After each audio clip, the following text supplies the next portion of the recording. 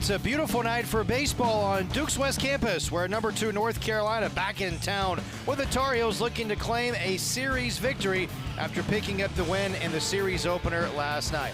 Great to have you with us here on ACC Network Extra. I'm Chris Edwards. Great to be with Ron Causey. And Ron, a great ball game on tap tonight after a phenomenal contest to start the series last night. Low-scoring game last night. Two great starting pitching efforts for both teams. Carolina came out on top 3-1, as you mentioned. It was Aiden Weaver who got things going for the Blue Devils, matched his career high with 11 strikeouts last night. But it was North Carolina who maybe took a page out of Duke's playbook, 7 stolen bases to get their offense going. Duke leading the country for much of the year in stolen bases, but last night the North Carolina Tar Heels took that advantage away from the Blue Devils. You see North Carolina with those 7 stolen bases, had some timely hits, and it's North Carolina who comes up big late with an opposite field single here to give the Tar Heels a little bit of breathing room, and a 3-1 victory for North Carolina to pick up their 9th victory already in the month of April. Now game 2 of the series, and it is the right-hander Peter Lemke who gets the ball for Duke tonight. Feels a lot like Duke does better offensively when they can put up multiple runs in an inning. We've seen them struggle when they're not able to do that. We've seen them struggle when they're not able to score early. North Carolina, very high-powered offense, number 2 in the country.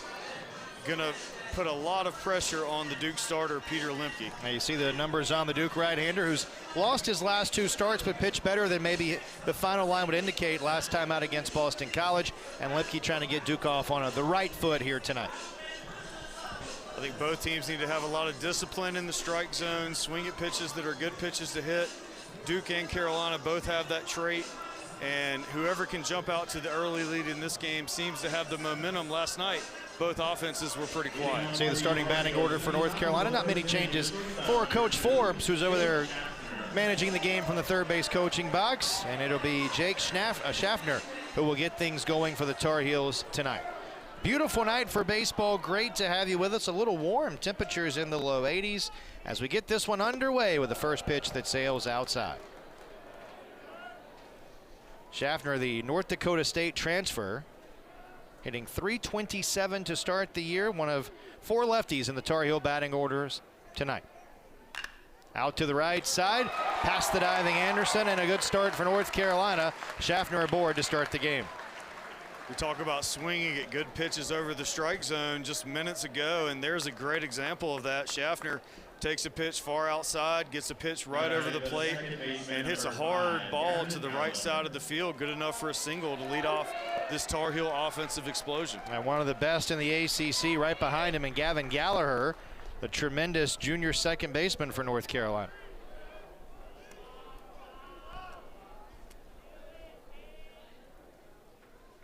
First pitch on Gallagher hits the outside corner for strike 1. See the numbers on the local product. Went to Apex High School, Pro 5 Baseball Academy, and is playing at home in Chapel Hill. 0-2 on the Carolina second baseman. Now, Gallagher's a guy that's kind of played all over the place, but maybe projects more as a second baseman at the next level, which is why the Tar Heels have had him there for much of the season. 0-2 on the second baseman of Carolina. And Lemke misses upstairs. So important for Lemke to stay in front of these Carolina hitters, getting out 0-2, a great start, able to kind of waste a pitch right there. See if he can get by with one here, maybe work something down in the zone, work for a double play ball. A Duke team that has turned 30 double plays this year. Gallagher goes reaching for a breaking ball and comes up empty.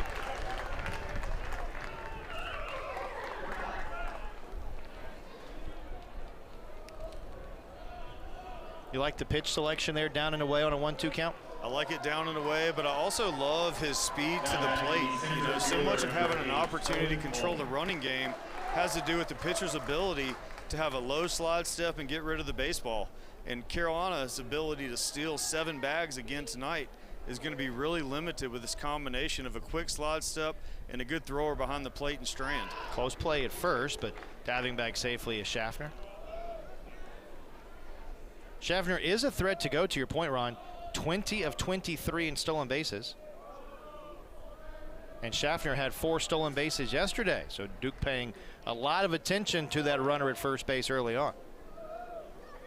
And you talked about being able to control the running game and scoring early. So much of being able to get your offense going is getting that running game going too, isn't it? Exactly right. You don't want to run into outs early in the game, but certainly being aggressive, if that's part of what you do day in and day out, that's an important part of setting the tone early in a game. You know, North Carolina, a team that is not so far this year, the numbers bear that out, a team that's going to steal a ton of bases, 49 of 60 in that department. But seems like they're more situational runners, maybe more run and hit, hit and run than a straight steal. 1-1 on Hull. There's no doubt that Duke's stolen base numbers have dwindled since ACC play started, and it's only fair to understand the reasoning for that. But when that's part of what you do, that's part of your strategy going into the games, you've got to look for the right pitch to run on, look for a breaking ball, and Duke's been very good at doing that. Out to second base, Anderson up with it, feeds Lambden and throws it away. Everybody's safe. A miscue for the Blue Devils in the first. On what seemed like a tailor-made double play ball, maybe Anderson just rushed it a bit. You mentioned the opportunity to turn that double play with a well-executed pitch, a perfectly executed pitch. That ball just sailed wide to the inside part of the diamond, and no chance at shortstop for Jake Lambden to corral that ball. It's the 4th error of the year on the rookie second baseman, Colin Anderson. 2 on 1 out, and it's lined to third. Quagliano retires, making Winslow for the second out. Well, you might have got lucky there if you're Duke. You make the error at second base trying to start the double play, but then all of a sudden a hard hit ball off the bat of making Winslow right to Quagliano at third base, who has really had some amazing web gems in this 2026 season for Duke defensively. Now Eric Paulson, left-handed hitting first baseman, takes the first pitch down and away. Paulson, the transfer from Stony Brook, has put together a nice year in his first season in Chapel Hill. Chance to give the Tar Heels an early lead.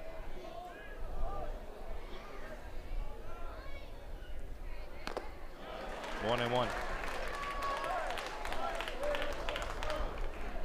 How about the job Lemke has done so far, pitching around some adversity in this opening inning? There's been some hard hit balls, but fortunately for Duke, right at some of the infielders, including Anderson and Quagliano. Checking throw on Schaffner at second. Little timing play there. We've seen a lot of attention to these Tar Heel base runners early in this game from the Duke starting pitcher, Peter Lemke. Dancing at second, Schaffner. Lemke to the plate. And he misses inside.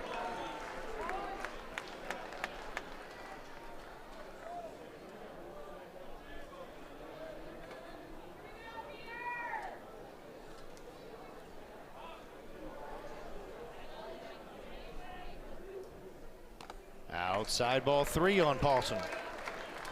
Lemke really trying to mix up the pitches. There you see a breaking ball. He tried to backdoor that one to the left-handed hitter and left it just a little bit outside. But early in this game, he has shown that, you know, the key for him is throwing off-speed pitches in fastball counts. Right there, he wasn't able to throw a strike. Goes with a fastball that's lined out to right. Hamilton is there, and the Blue Devils avoid danger in the first inning. A hit and an error in the first for Carolina. A couple of guys left on. And at the end of a half inning, Duke coming up for the first time when you come back on ACC Network Extra.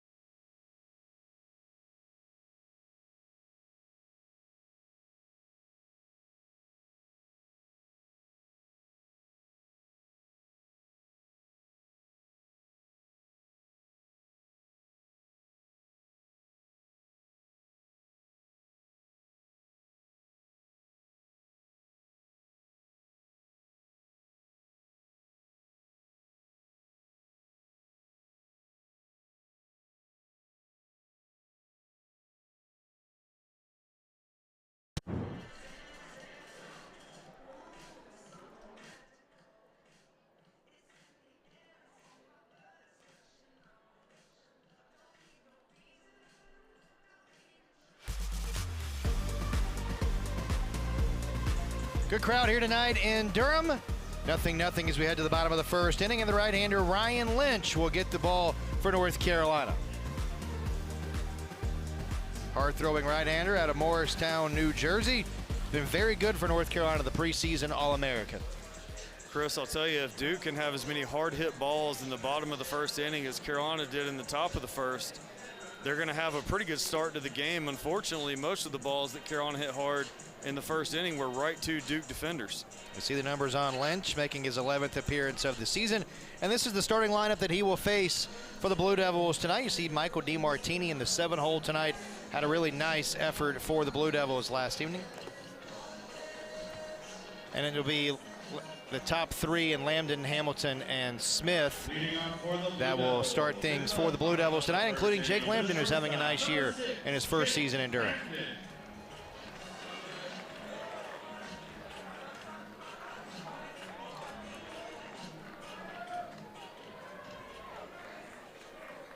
Lynch ready to go. So are the Blue Devils here in the bottom of the first.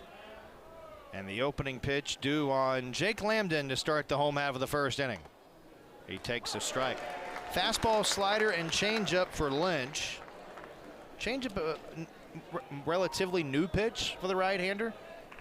Trying to become more of a three-pitch guy as he goes into the back half of his collegiate career.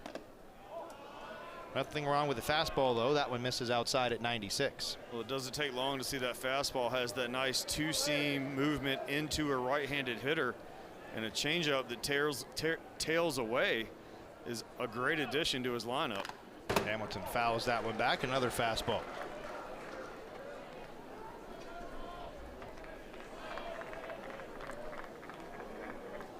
.907 OPS for Lambden, trying to turn things around after an 0 for last night, but with two dominant pitchers, a lot of 0-fers in the ball game last evening. Lambden takes upstairs.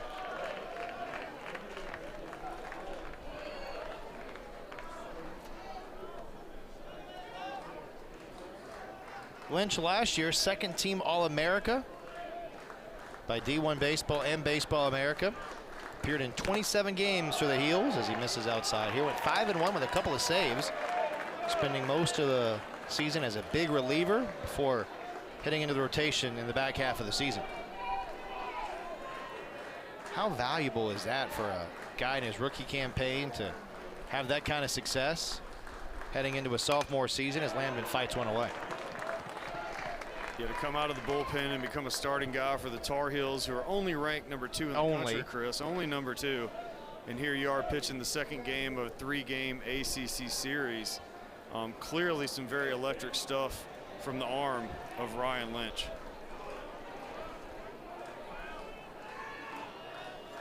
Another 3-2 on Lambden. Got him swinging. A fastball for his first strikeout. That was a well-positioned pitch on the outside part. Here's another look.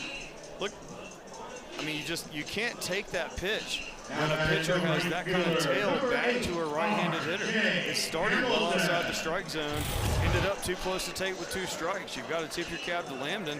You can't take that pitch for a called strike 3, but he swung right through it. Is that just you're looking for fastball and trying to adjust in a situation like that? Just trying to shorten up and put something in play. And you know, the easiest out in baseball is a called strike 3 when you have the bat on your shoulder.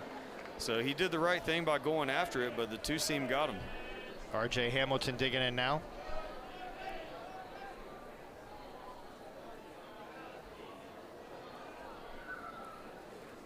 Hamilton takes outside. Hamilton, a guy who's been a mainstay in the lineup, played some second base, played some outfield for Duke. Starting in right field for the Blue Devils tonight, the Vanderbilt transfer.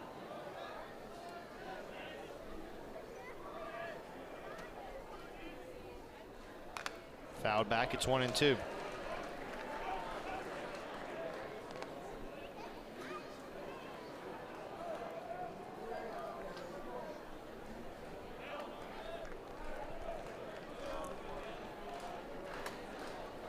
A lot of Carolina fans here tonight making some noise. Lynch ready. Now home with the 1-2. On the ground to the right side, off the bag. Paulson at first, feeds the pitcher, covering in time. Beautiful play all the way around for the second out. What a great play down at first by Eric Paulson. Let's look at this again. See this ground ball? Look how far he has to range from first base.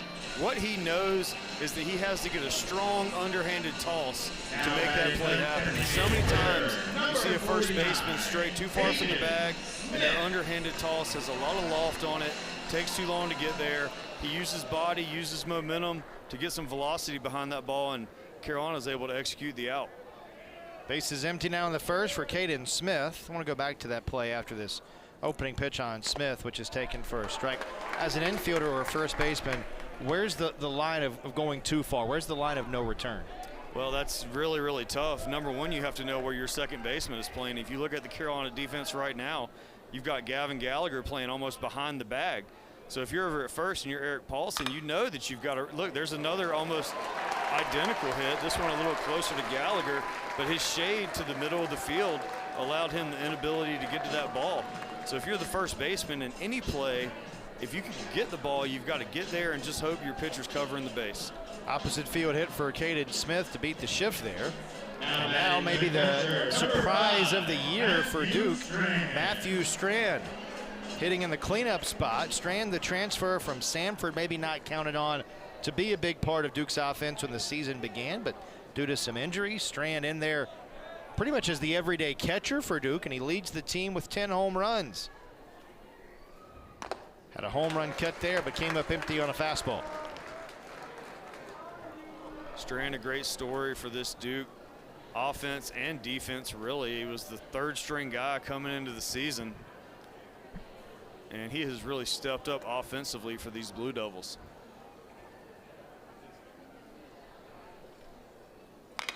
Foul down the right field line, and Lynch way ahead.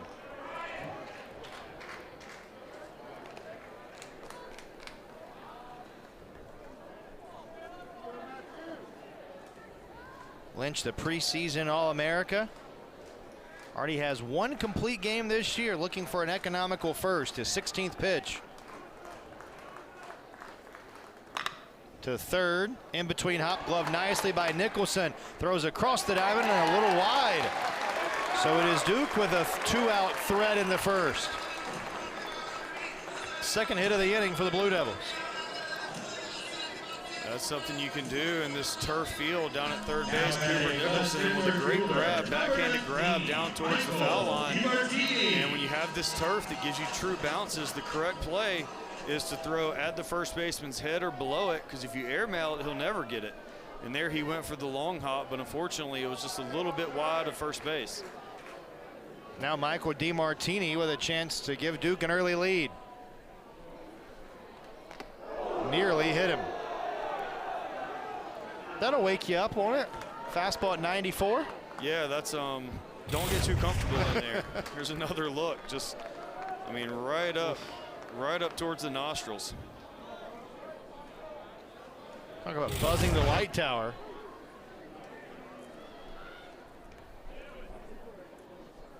DiMartini flips one into right. Angling back is French, still going. French can't make the catch. 2 runs will score. DiMartini on his way to third. It's a 2-out rally for Duke. And the ball goes into the dugout. And a 3-0 lead for the Blue Devils.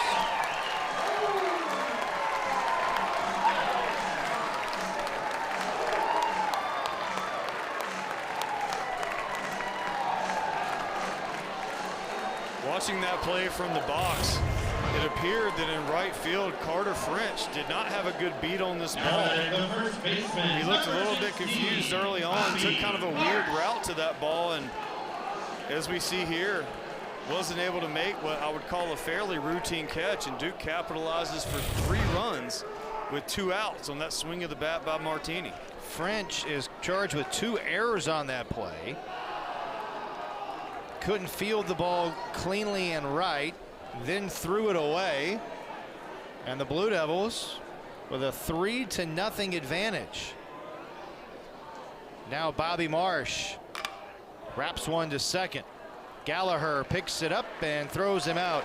to retire the side. Blue Devils with a 2-out rally and then get a big play on a miscue in right field, and it's the homestanding Blue Devils up by 3 as we head to the second.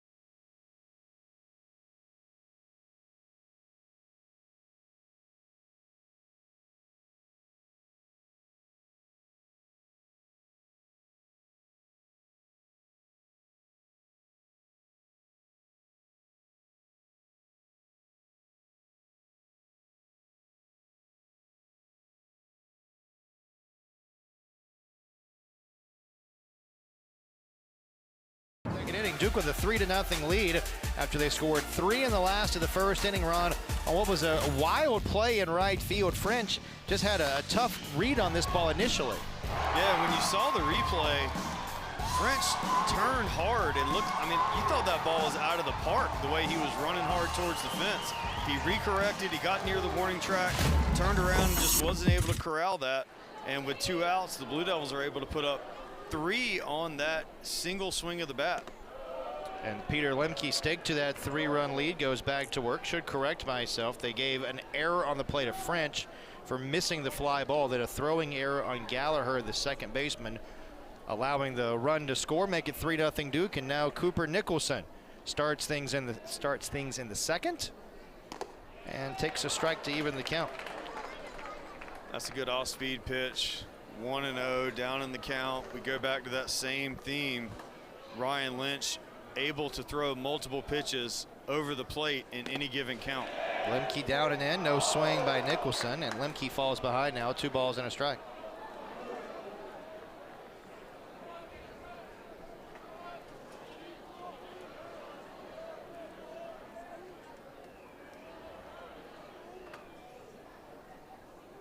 Two-one to third and fair down the left field line.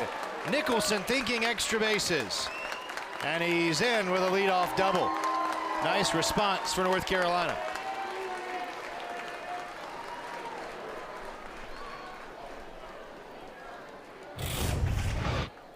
That ball really hit hard down the left field line. We mentioned in the top of the first inning, the Carolina Tar Heels really put the barrel on the ball many times. Some great plays from Duke defensively, but that ball hit right on the nose down the left field line, rattled around in the corner a little bit, and an easy stand-up double for Cooper Nicholson. Brings Tyler Howe to the plate. Chance to cut into this early deficit.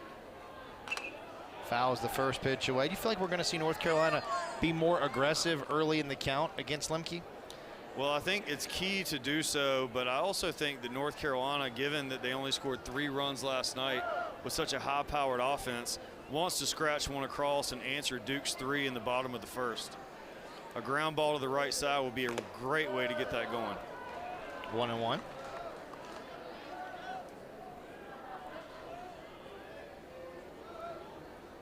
We mentioned it earlier, Lemke has lost each of his last 2 starts, but gave the Blue Devils 5 quality innings up in Chestnut Hill last week against Boston College. Down and inside, good play by Strand. No, it hit him right on the shoot top. So just as we say, a good play. First and second for North Carolina with nobody out. 9th batter that Lemke has plunked this season. Now batting the designated hitter, number 28, Jaden Nunez. on all of the damage that Lemke gave up last week in the first inning. Now the rookie Nunez.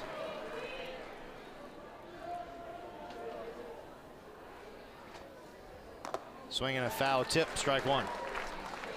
Well-placed fastball in the outside corner there, and we talked coming into the game about Duke giving up free base runners. It's tough to do that and win a game against the #2 in the country. However, in this case, at least Duke does have the double play in order. North Carolina struggled yesterday with runners in scoring position, might struggle again here. Lambden to Anderson to first for a big double play. Carolina 2 of 13 with runners in scoring position yesterday, and they miss a golden opportunity in the second. Well, you couldn't ask for a better deal there if you're the Duke defense. A hard hit ground ball right to shortstop. You know how great Lambden is at fielding his position. Another look, gets over to that, right to him. Another good, strong, underhanded toss. No problem double play for the Duke defense. 31st double play Duke's defense's turn this year, most of it up the middle. Now French stands in and fouls the first pitch back. This would be a big shutdown inning for Duke. Coaches talk about shutdown innings. You put some runs up in the bottom of the first, you've got to put up a 0 in the top of the second. French, the senior, trying to get North Carolina on the board. Outside to even the count.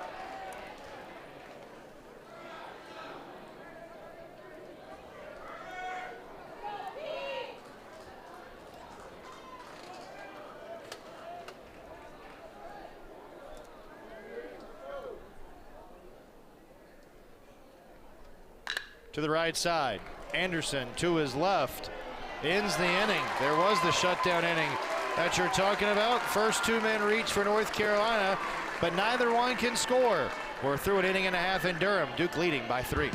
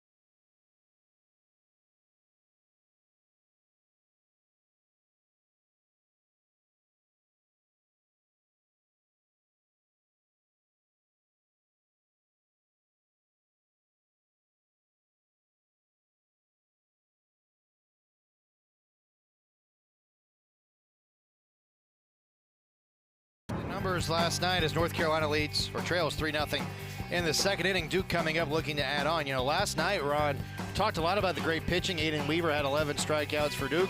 But the story for North Carolina, Jason DeCaro, 7 strikeouts, 1 unearned run over 7 2/3 innings. Just continues a string of dominance that DeCaro has had for North Carolina over the last couple of starts as Anderson flips the first pitch out of play.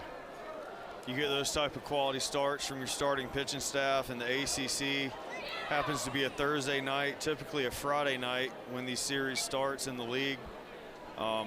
Just really tough to come back from that. You know, tough for Duke to have a chance in that game given that performance. You see the numbers over the last 2 starts from DeCaro, and yeah, to your point, on a Friday or a Thursday, whatever the series opener is, and that is big time when you can save those bullets in your bullpen for the rest of the series. Right, it helps you win game 1, but it also helps you later in the series, and we'll see how that plays out tonight with that Carolina bullpen now that Duke's jumped on the Tar Heels here early.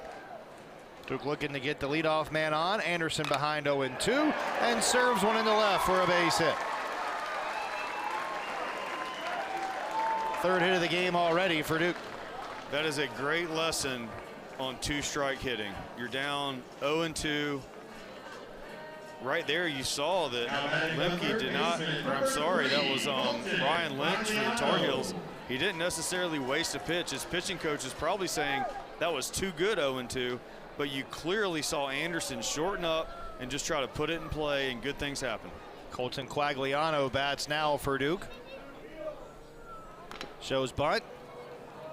Bunts it foul, strike one. You like to play from Duke, to play for a little small ball here? I think that's been their signature move this year. You know, last year we saw a lot more long balls from this Duke offense. This year they're adapting. We've talked about their ability to steal bases, create havoc on the base pass, and that starts with things like moving runners over with a bunt and hitting runs, and all the things offensively you can do when you're not sending the ball out of the ballpark on a regular basis. To me, that makes up a more consistent offense. High bouncer to third. Nicholson has to wait for it to come down and throws late to first. That time the turf helps the home team, and the Blue Devils have the first two aboard in the second. You said it perfectly. That ball on a natural surface never bounces that high, but look how long he had to wait for that ball down at third base. Nicholson does a great job catching and releasing, but too quick is Quagliano, and he's able to leg that out for a single. Do you bunt here with Albright? Albright is such a good hitter, it's hard for me to ever ask him to bunt, but in a game like this, you never know. Okay. We'll see. Albright, who's been so efficient this year, does show bunt and takes ball one. I say efficient in getting on base. Albright, a .455 on base average. The senior out of Greensboro, 1 for 3 in the game last night. And showing bunt creates this type of havoc, right? You got a meeting on the mound for the Tar Heels. It changes your dynamic as a defense when you know the hitter's got the ability. Albright clearly has good speed for the Blue Devils. He squares around, he takes it back, takes ball one. You know, if nothing else, he's got a gathering on the mound for the opposing team talking about the strategy. So there's a little bit of chaos inflicted here just because he shows that he's willing to lay down the sacrifice. Scott Forbes, the North Carolina head coach, comes out for a visit. Is this mainly to talk through defensive strategy on what they're going to do if Duke does bunt? I think so, but I also see a slew of Tar Heels running down to the bullpen. So I think that in this scenario, they're talking about defensive strategy, and I think that it seems if he's not able to work his way out of this, and if a few more crooked numbers show up on the scoreboard for the Blue Devils, then we may be into that Carolina bullpen sooner than we anticipated. 1-0 on Albright. First two men have reached in the second. Timing play at second, and Anderson dives back in. Always a good reset. Sometimes after the meeting on the mound, the hitter usually is looking dead red. You know you've thrown a ball one on a bunt attempt. They wanted to see if Albright was going to show his cards.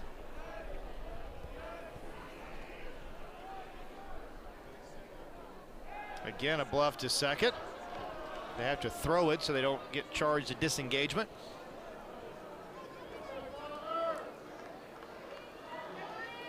Chris, no signs of bunt on those last two pickoff attempts, so maybe they've changed their offensive strategy. Or Albright just a really good poker player. Right.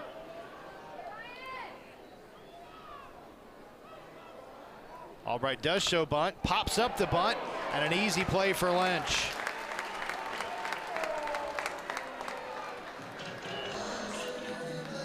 That is the downside of bunting there, isn't it?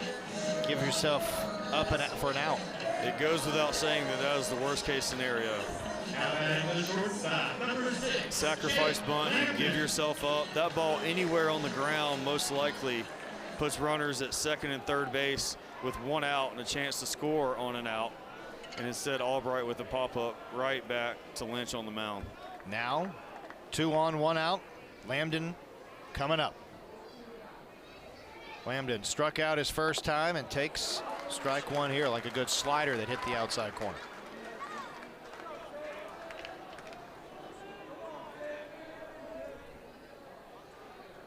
North Carolina, the best in the ACC and 6th nationally. They've turned 41 double plays. Tar Heels would love a ground ball right at somebody.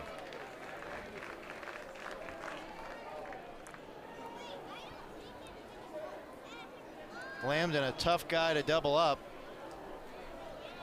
has hit into 3 double plays this season. And a little surprising that it's been the defense that has left North Carolina down so far tonight. Lambden skies that one on the infield. Infield fly rule belatedly called, but called nonetheless, and Lambden is out. You would think after some of the recent developments across college baseball, we'd see the infield fly caught a little quicker. Right. It's certainly unfortunate for the Duke offense to pop a bunt up back to the pitcher and then have a fly ball to the infield with runners on first and second, nobody out. They call that situational hitting, and it's the ability to give yourself up as a hitter and bat the ball to a position that allows the runners to move. And Duke went from first and second, nobody out, to first and second, 2 outs. R.J. Hamilton climbs in. And that one hit him up and in. And Hamilton will be awarded first base, the 13th batter that Lynch has hit this year. Another look there. Fastball just got away from him, up on the shoulder of Hamilton. And that'll load the bases for the Blue Devils offense. And it's not getting any easier with their 3-hitter, Caden Smith, coming to the plate. Seen a couple pitches up and in now from Lynch. Obviously not suggesting there's any malice intent behind it, but it is a muggy night. Maybe tough to hold on to the baseball. And we've talked about his 2-seam fastball and how it moves back into right-handed hitters. And so it only has to get away from you a little bit because the movement takes care of the rest. Bases loaded, 2 out.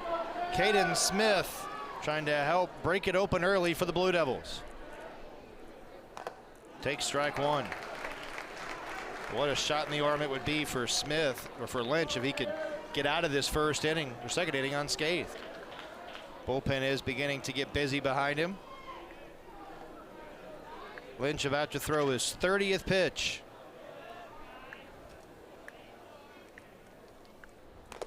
Off the plate away. 2 fastballs in a row from Lynch. The first one perfectly located on the outside corner. That time he went a little further out to see if he could get Smith to chase. And a good eye for the Blue Devil catcher. Smith had an opposite field single his last time up.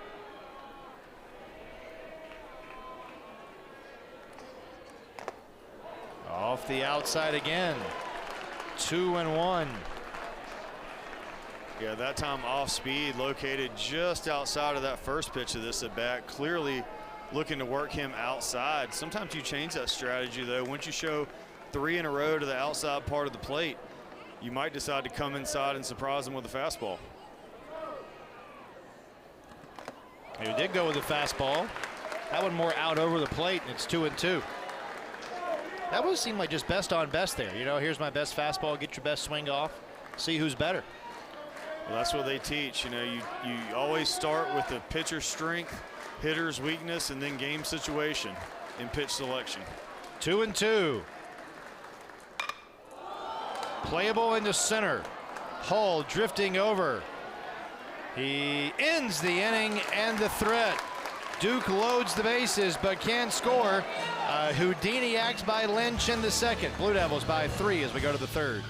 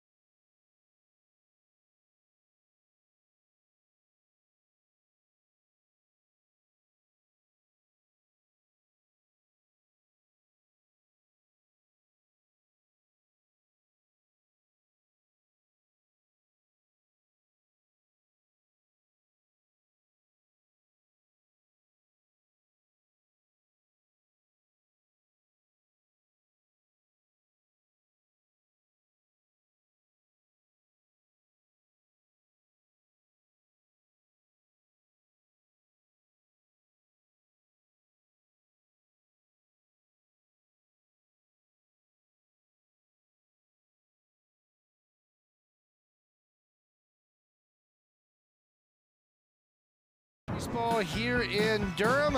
3-0 lead for the home-standing Blue Devils. And North Carolina trying to get the offense going in the third inning against Peter Lemke. There's Corey Muscara in his first year as the Blue Devil head coach. And what a nice job he's done with this program. Obviously, the Blue Devils have played a challenging schedule to this point, and it's been a little bit of a tough road as of late. But, man, from where the program could have been, there's Scott Forbes, two-time ACC tournament champion, just signed a contract extension in Chapel Hill. And you talk about a guy who's beloved on campus. Coach Forbes has done such a remarkable job with this program. Two great head coaches going at it tonight. Upstairs, ball 2.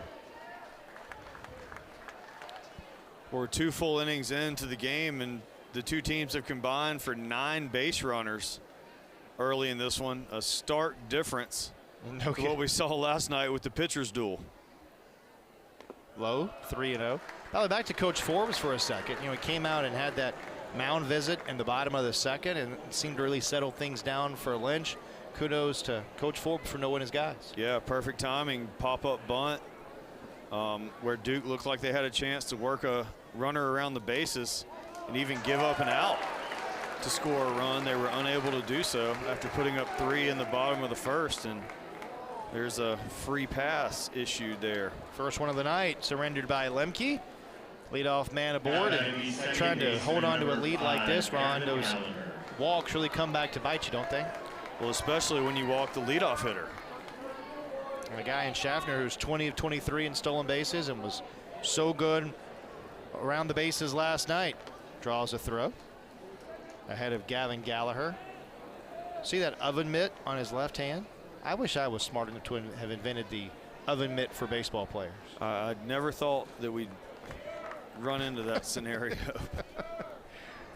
First pitch on Gallagher, chopped to third, fair. Quagliano off balance, throw to second. Anderson couldn't turn it, but what a pick at second base by the rookie.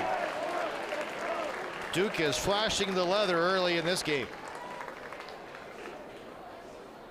When you saw that play start to develop down at third from Quagliano, you thought for sure they were just going to be lucky to get the force play at second base. Here's a look at the replay. Look at this.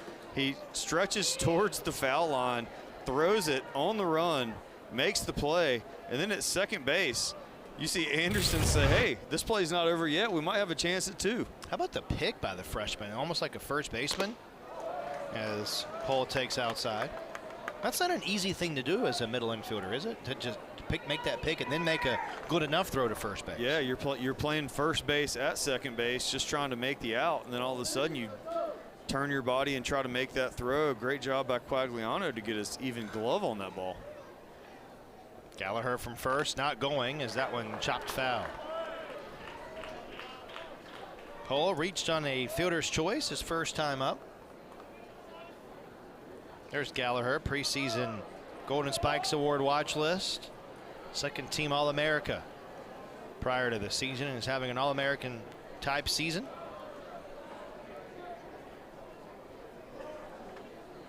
Hull grounds one to short. Lambden to second for 1, to first, and not in time. A hard 90 out of the box for a Hull. Beats the rep, and the inning continues. Well, Duke hadn't been able to turn the double play, but twice in a row they have mowed down a runner headed for second base, and there's another look at the swing. No option there but to take it yourself if you're Lambden, because Anderson was not over covering the bag. I'm not sure it would have mattered either way, but Duke so far able to get 2 outs at second base here in the top of the third inning. Now Macon Winslow will bat. Been a tough start for Winslow to the series. 0 for his first 5. Had a hard hit ball though his first time up. Lined it out to Quagliano at third. Winslow, a native of Hertford, North Carolina.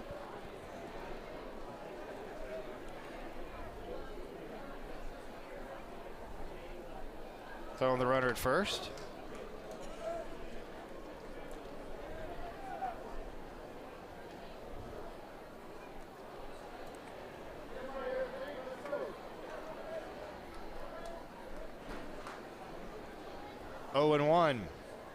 Winslow takes low. Winslow last night behind the plate. Bit of a miscue there, and that led to the run for the Blue Devils. But you like the aggressiveness of Winslow trying to get that runner going to third, don't you? Yeah, so many times as a catcher, I mean, as good as Winslow is behind the plate, you're going to make that play more often than not. And there, just a little bit of a miscue, getting that ball a little bit lifted out towards third base. Blue Devils able to score. Didn't affect the result of the game, but certainly important when you have a good arm like Winslow behind the plate, good footwork. The more he throws, the better for the North Carolina Tar Heels. A ball and 2 strikes on the Carolina catcher. Fastball outside. Lemke trying to work his way through traffic in the third. Right-hander has been effective. A lot of it maybe changing speeds.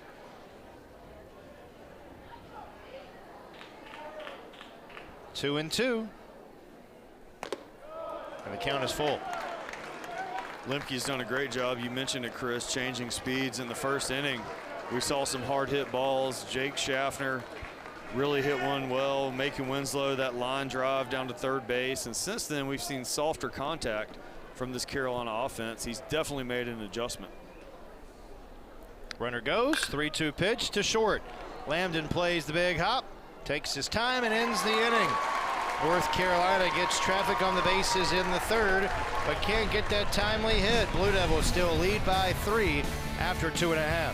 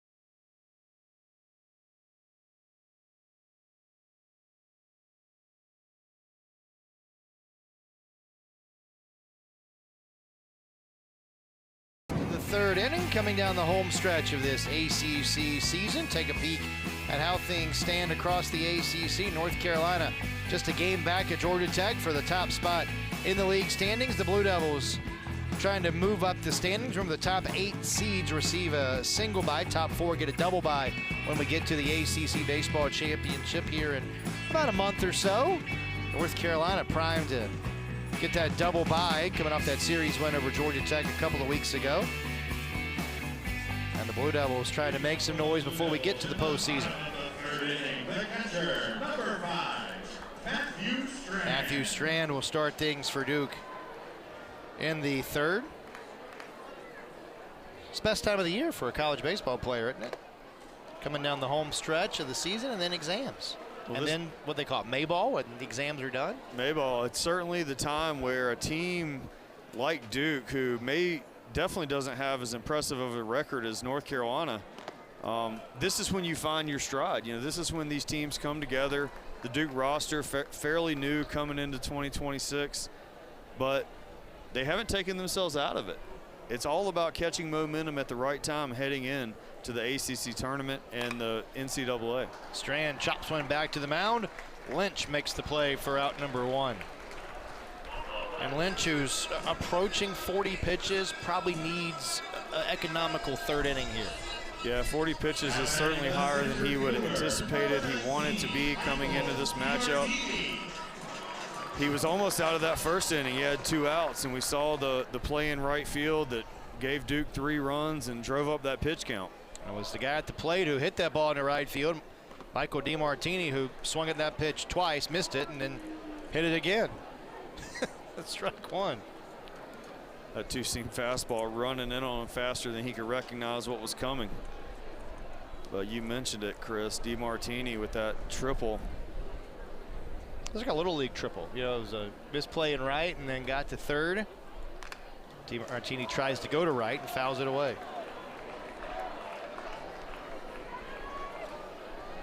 So important for Duke to just put runners on base consistently in this game. We've seen how much, I mean, just how many times for both teams have we had runners on base and the pitchers are immediately doing pickoff plays, immediately, because both of these teams are so aggressive. So pitching from the stretch is a huge disadvantage of this game. You keep runners off base and stay ahead in the count, you're going to do fine as a defense. Now look at that pitch that got up and in on his hands. I mean, that two-seam is just working Martini right now. I think it hit off his hand. It looked like it came in on the hands. 0-2.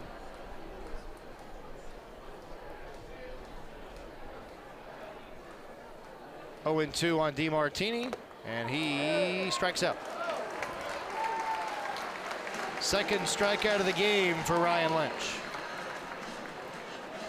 Well, I like that pitch selection. We've talked about the two-seam in on the hands, and suddenly he comes with a breaking ball that starts on the outer part. DeMartini's looking at everything right there under his hands, and all of a sudden it looks like it's on the outer part of the plate and just keeps breaking, and he swung at it. Bobby Marsh grounded out his first time up. The Miami transfer takes the first pitch high. What's been your biggest takeaway in the way that we've seen Lynch toss over the first almost 3 full innings? You know, I would say that his command has been a little bit erratic. I mean, he's not had major issues, but it may help him.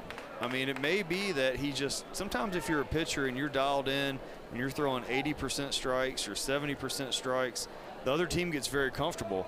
We've seen balls riding in on these Duke hitters. We've seen that two-seam moving maybe further than anybody anticipates. And in many cases, I think it's kept Duke a little bit off stride. 3-0 on Marsh.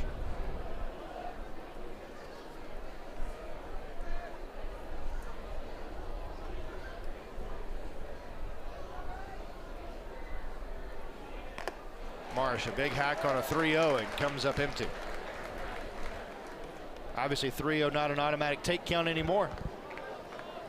Also worth noting, Chris, that the Blue Devils only have one hitter in this lineup that is left-handed, and he is at the plate right now. Much easier to see the movement on that two-seam fastball moving away from a left-handed hitter as opposed to it diving down and in on the right-handed hitter.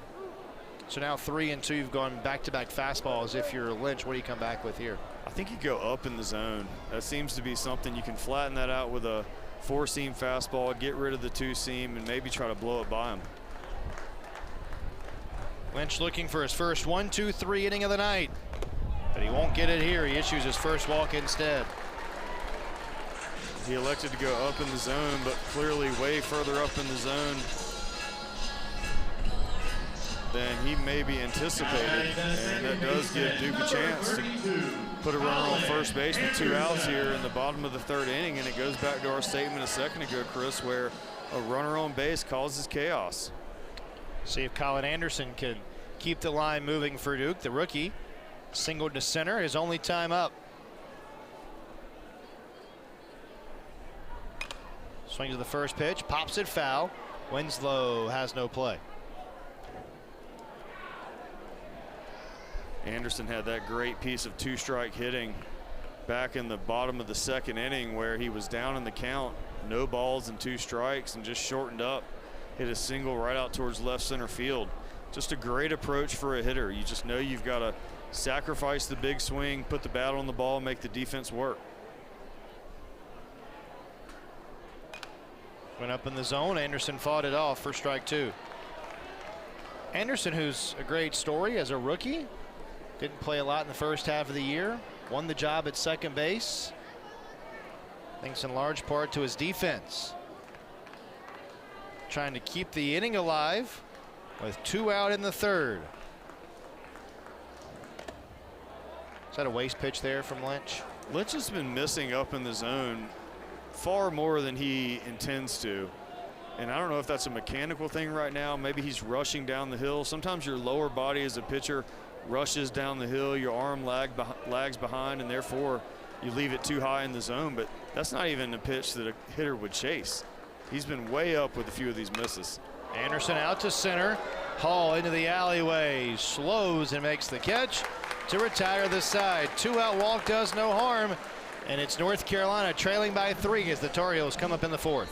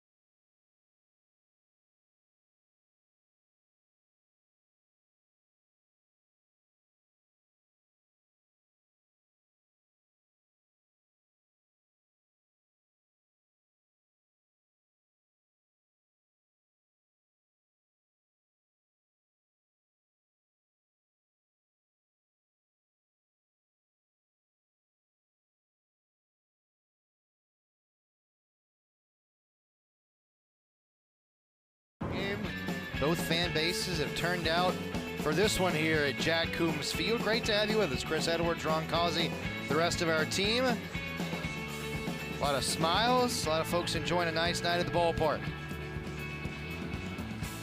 And it's been a good ball game so far. Maybe some future Blue Devils or Tar Heels hanging out tonight. And it's Peter Lemke back to work for Duke for his 4th inning. Lemke has been very good at keeping this high-powered North Carolina offense at bay. He'll face Eric Paulson to start the 4th, and Paulson takes ball 1. Lemke's done a great job keeping the ball down in the zone. A lot of ground ball outs from him tonight. So this is not a North Carolina team that is going to beat the ball all around the ballpark in terms of home runs. North Carolina as a group, Ron, 49 home runs, 14th in the ACC, but this is a team that does like to put the wheels in motion, and maybe is more gap to gap than some of those teams that are going to hit 100, 200 home runs in a year. Well, they're very well rounded, and there's no doubt that their approach at the plate, they don't swing at balls.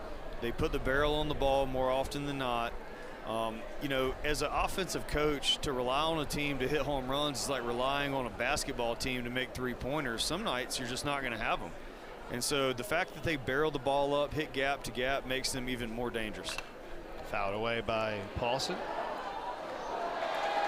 Well, what's that saying in basketball? You know, maybe more of the high percentage shot. And for North Carolina, gap to gap, hit and run and hit. Right, and we've seen the same thing, the transition for the Duke offense this year. Last year they put up a lot more power numbers, and this year they're scratching runs across with line to first, and Marsh makes the play. Situational hitting, bunting, stealing bases, all the things we've talked about. Another hard hit ball there off the bat of Paulson, but right to another Duke defender. Glad you brought up the hard hit balls. I mean, think about the first inning for North Carolina. Had a lot of hard hit balls in the first, the one just there to Marsh. I mean, some of that's just baseball, right? You know, you hit them, what they call them, atom balls, right at guys. So for North Carolina, they probably feel like it's going to continue to even itself out if you keep putting good swings on the ball. It certainly doesn't cause you to lose your confidence. When you're seeing the ball well, you're hitting it on the barrel, and in that case, you're getting free base runners due to hit by pitches. You know you have a chance. That's the second hit by pitch from the arm of Peter Lemke. Here's another look, just right in on the hands. So free base runner here in the middle of the lineup for the Tar Heels. Appeared to be on the elbow guard. So Nicholson awarded first base. And Tyler Howell, who will sit his first time up, with a chance to cut into this 3-run deficit.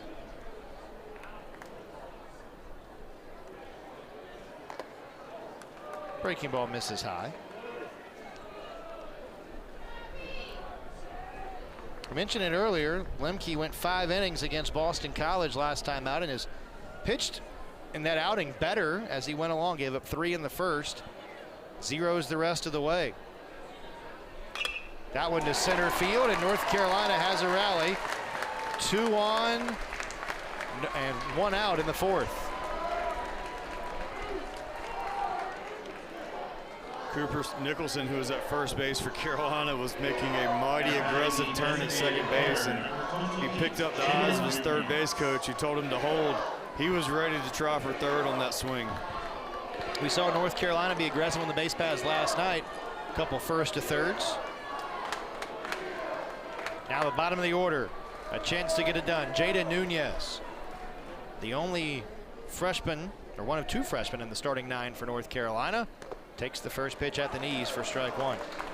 So important to be able to throw that breaking ball early in the count, keep guys off balance. They're not going to swing at that pitch a lot of times. They're looking dead red early in the count, looking for one pitch in one spot, and that's a great way to get ahead in the count. Nunez to third, Quagliano the in-between hop to second for 1. Another double play for Duke ends the inning. Around the horn, and the Blue Devils get it done to get off the field. A big play by Quagliano on the short hop. And then Anderson to first, and the Blue Devils are out of danger. But hold the phone, we're going to review. North Carolina is challenging the out call at first base. The play's under review. Asking for the challenge.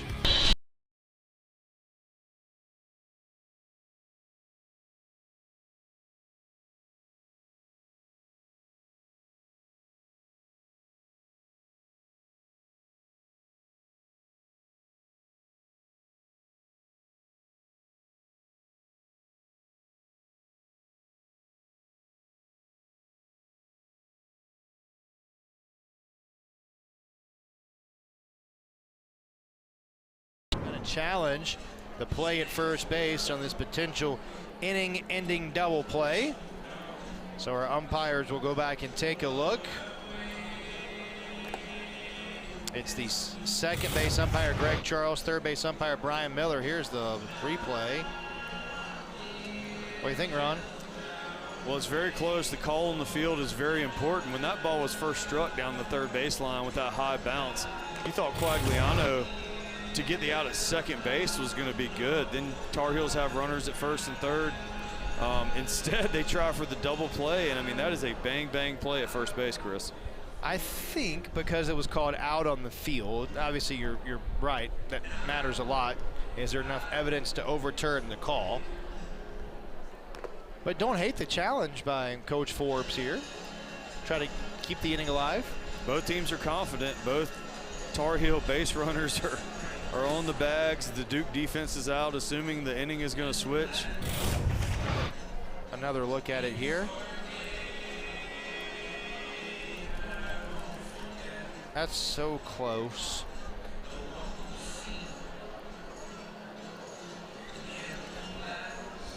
Now you just can't tell where his foot is. I am not great at these reviews, and I don't know what your thought is, but I'm going to go call in the field stance. I think he's going to be out. The second angle that we saw made it look a lot more in advantage of North Carolina. I think the first angle that we saw made him appear more like a tie, in which case obviously the call on the field would stand. There's an important distinction between stands and confirmed. Confirmed means obviously that the call is upheld because there is enough evidence. Stands means there was not enough evidence. And we'll get the call here. After review, the runner at second base is out. The runner at first base is also out. That so call stands. North Carolina has one challenge. 4-3 double play. The second of the game turned by Duke, and the Blue Devils come up in the bottom of the fourth, leading 3-0.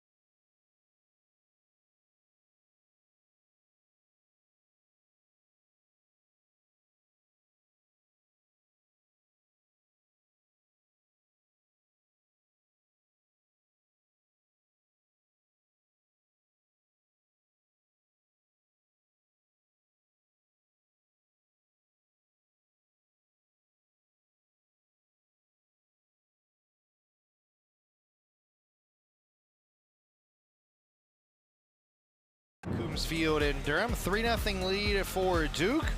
What a weird ball game this has been. Duke scored only 3 runs of the game on a misplayed fly ball and a throwing error. And North Carolina, Ron, has had a lot of base runners, but 2 double plays turned by this Duke defense has held the Tar Heels at bay. Yeah, 9 base runners for the Tar Heels. The 2 double plays are huge. Even in the top of the 3rd inning, Duke was near turning another double play. They were able to get out of the inning with a ground ball to Jake Lambden at short, but Tar Heels no lack of opportunities on the base pass, just unable to drive one across.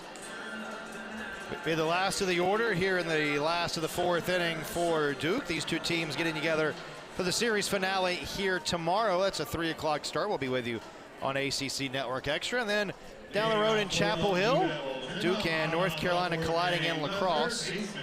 That's a noon start on ESPNU, so you can check out the lacrosse game, then flip it over, and we'll have the series finale for you here.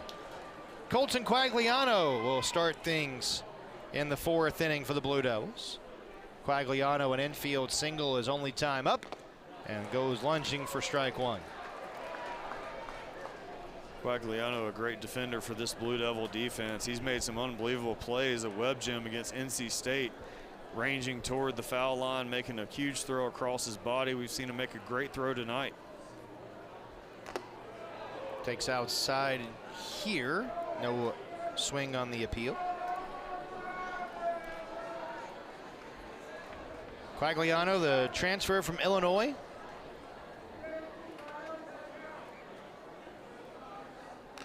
Dubs that one foul. Lynch has been very effective. He's given up the 3 runs in the 1st inning, all of them unearned, and has done such a nice job of pitching through some danger at times tonight. That one to right field, a base hit for Quagliano. Bobbled a bit by French in right. Boy, it's been an interesting afternoon, early evening for French in right field as Duke gets the leadoff man on again. What a great piece of hitting. See that breaking ball on the outside part? I mean, that is textbook. Let it travel deep, outside part of the plate. He takes it the other way, exactly where it's pitched, gets the barrel on it, and you mentioned it, French out in right field. You know, 1 bobble away from that being a double, but a great piece of hitting for Colton Quagliano. Now Tyler Albright, who popped up a bunt attempt his first time. Called strike on the outside corner. You know, we talked earlier in the game, Ron, about Duke's propensity to steal stolen bases. Blue Devils best in the ACC with 128 stolen bases. Are you surprised we haven't seen Duke put the wheels in motion? A little bit, but I'll go back to that slide step by Ryan Lynch. If we can see that again as you guys are watching the broadcast, Lynch wastes no time. When that front foot picks up to deliver to the plate, he doesn't have a high leg kick. He doesn't bring his knee up to his chest.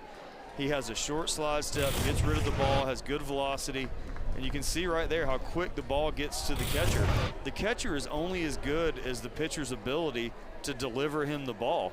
If the base runner is halfway to second base before Macon Winslow has a chance to make a throw, you're never going to throw a base runner out, especially with a good jump. But Lynch has a very quick move to the plate. Just 15 stolen bases allowed by North Carolina this year on 24 attempts as Albright takes outside. And it's not like North Carolina has faced teams that don't run.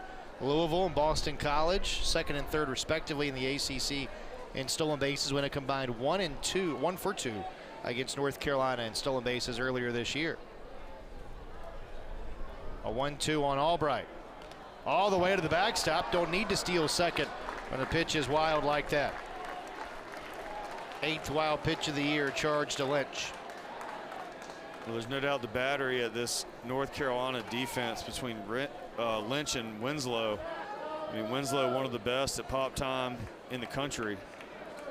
Duke, even though that's their philosophy, you can't run into outs. I mean, you're overmatched on paper in this game. You've got to make sure that you can move runners around without running into outs. Swing and a miss by Albright, and he's the 3rd strikeout for Lynch tonight. Came back with a fastball at 96 and gets Albright. Another another look at that pitch, that two-seam. I mean, it just starts so far off the plate. It just looks like there's no way it's a strike, but Albright knows it's probably too close to take the two. Swings right through. Now Jake Lambden and the top of this Duke order.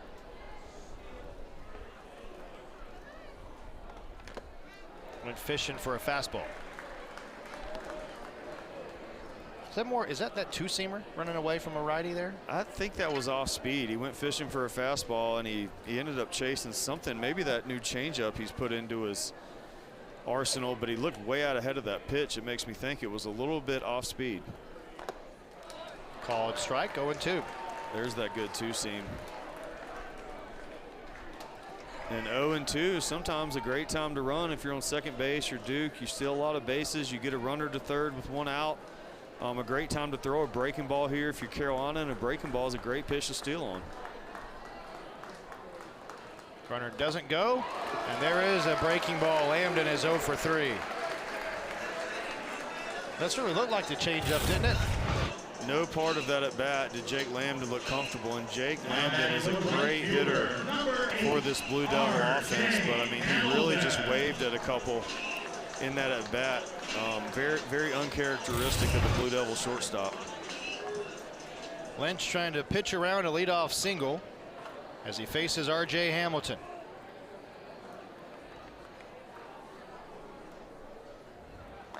Strike one.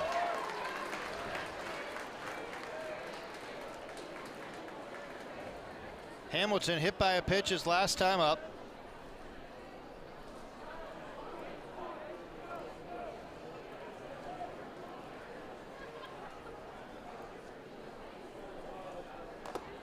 Outside corner, it's 0-2. Feels like the whole arsenal is wide open for Lynch here.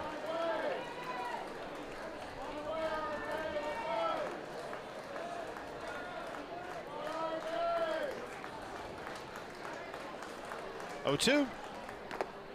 Got him looking. Lynch strikes out the side in the fourth. After a leadoff single, nothing else for the Blue Devils. Lambden, Albright, all go down swinging, and then Hamilton just window shopping as the fourth inning comes to a close. Duke by 3.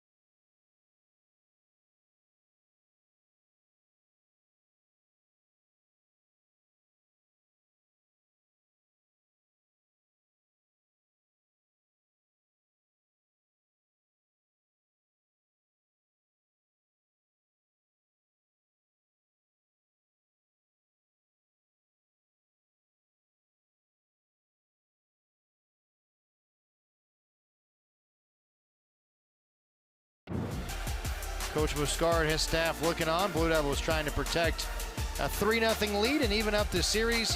Peter Lemke goes back to the hill, trying to get the Blue Devils through 5 innings, Ron, for the second consecutive outing. Yeah, Lemke has done a good job in this game. On the other side for the Tar Heels, Ryan Lynch has really settled in. He struck out 3 of the last 4 Blue Devil outs. And Duke's going to need a lot of the same from Lemke. There's no doubt that this point in the game, here now that we enter the top of the 5th inning, is when your starting pitcher makes all the difference. We mentioned before the game started, Chris, that Carolina's bullpen is very fresh. Only used 2 guys last night. DeCaro carried the Heels for 7 2/3. Lemke faces Carter French to start the 5th, and that one's grounded to first. Marsh makes the play. 1 pitch, 1 out for Lemke in the 5th. That's the type of efficiency he's going to need to extend this game. He's at 52 pitches so far. He's really looked fantastic. A lot of ground balls, and anytime you're a pitcher and you're getting ground balls to a great defense like you have, Lambden at short, you've got Anderson at second, you've got Quagliano at third, certainly Bobby Marsh making that play.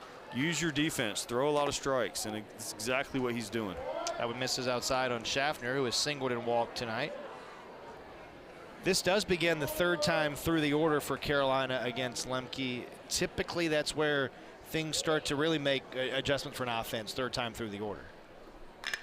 To second base, Anderson throws him out, 2 down.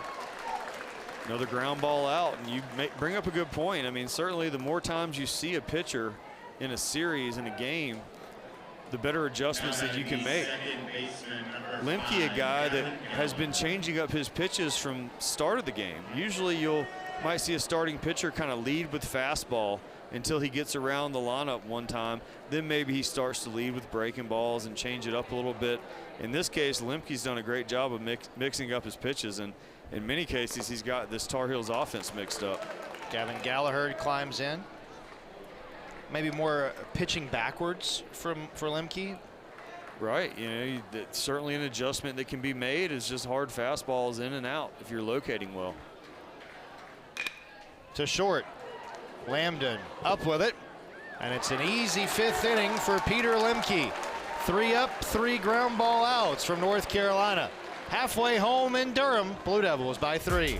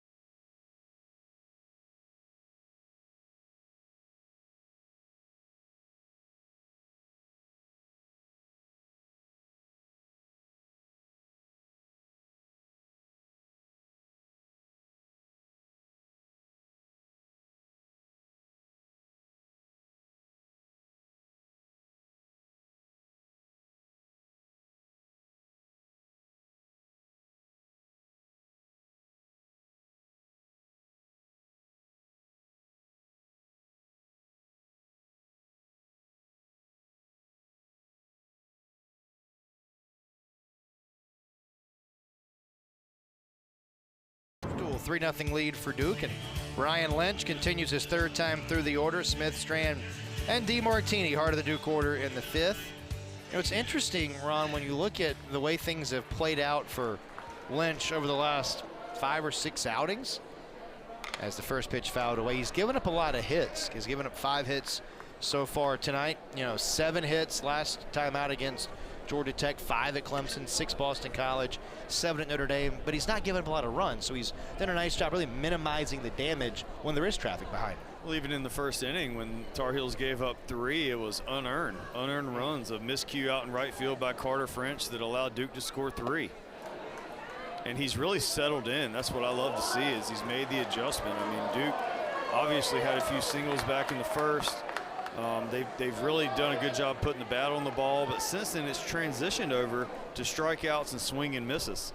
Saw Coach Muscara a little upset there. Smith tomahawks one foul. Will it stay in play for Nicholson? He nears the Duke dugout, but is out of route. I think the Blue Devils a little frustrated by that strike 2 call on the check swing. I think a starting pitcher is more dangerous when they get a little bit banged up in the first inning and then they settle in, as opposed to having a perfect start to the game through 3 or 4 or 5 innings. Then they feel the pressure on themselves to continue that. And in this case, you've given up 3 in the first, you've got nothing to lose, just bear down and do your job. and that's exactly what Ryan Lynch has done in this game. To that point, though, do you feel like Lemke is feeling some pressure now in the Duke dugout? 5 scoreless innings? Well, it's a lot of what we saw last night. You know, Sure. two great starting pitching performances, and you know, Duke really didn't get hurt too bad until they had to go to their bullpen. Smith, a swing and a miss on a breaking ball. And that was the difference in that game last night. Another strikeout there from the arm of Ryan Lynch. He struck out all 3 outs there in the top of the 4th, and there's another one here. I'm sorry, the bottom of the 4th, another one to lead off the bottom of the 5th. Facing Matthew Strand now. 1 out of 2. Singleton scored one of the 3 first inning runs. Strand does have some pop in that right-handed bat. Leads the team with 10 home runs. Takes a look at a fastball for strike 1.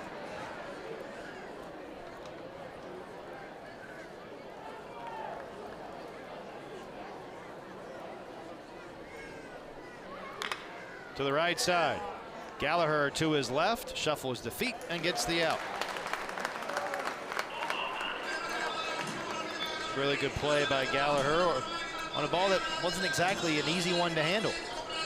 Yeah, we've seen a real transition in this game. I mean, we started through the first 3 innings with a lot of base runners, and now it's just pure efficiency. These guys are making ground ball outs, getting to hitters early in the count, keeping their pitch count down. Called a ball in the outside corner to Michael DiMartini.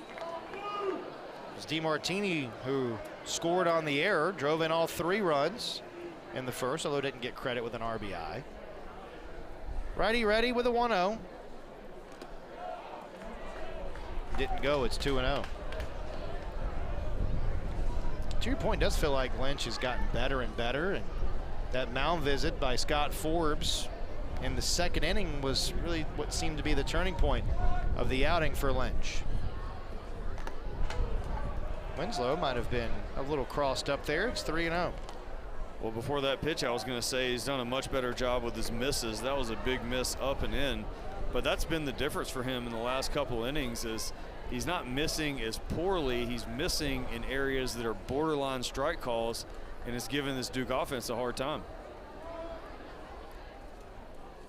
DiMartini, it didn't mean to swing. That might have got his hand as well as the knob of the bat. See DiMartini chatting it up with Ryan Clark, the home plate umpire. Another look. Another look, high up and in. That's that 2-seam fastball, fouled off. Looked like the butt of the bat. Probably did get a little bit of his hand. And so the question here is, after 2 hard pitches in, fastballs, do you work something soft away? Would you? I'd go right back in there with a 2-seam. See what Lynch decides to go with.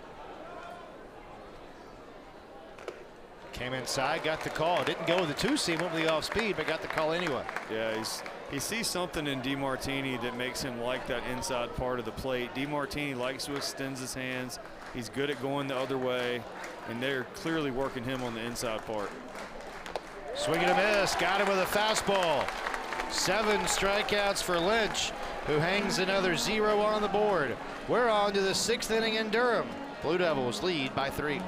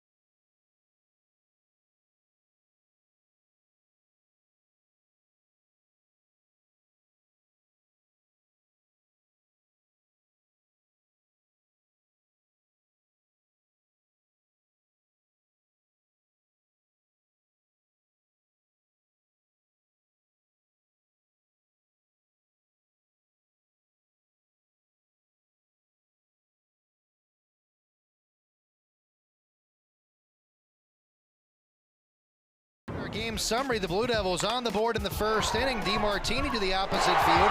French drops the ball, allows 3 runs to come home and score as that ball got all the way into the dugout. DeMartini comes around for the Little League home run. And then Lemke's gotten some help from his friends. A couple double plays turned by Duke in big spots to get off the field, including this double play to end the 4th. And the Blue Devils with a 3-run lead as we head to the 6th inning.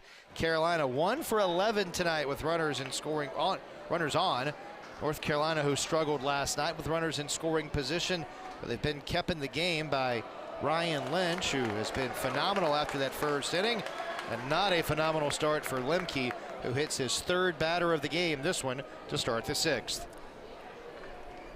Duke offensively has got to be a little bit disappointed. I know they lead this game 3-0, but you mentioned an error out in right field by Carter French. Actually 2 errors on that play, a throwing error as well. So really the 3 runs that Duke have been gifted to them. And right there we see the starting pitcher for the Blue Devils, Peter Lemke, gift the Tar Heels a runner. Again, 3rd hit batter for Lemke tonight. Got to face Macon Winslow, the cleanup hitter. 1 on, nobody out. And Winslow takes high. No activity in the Duke bullpen. Pitch count still relatively low for Lemke, just 58 pitches so far.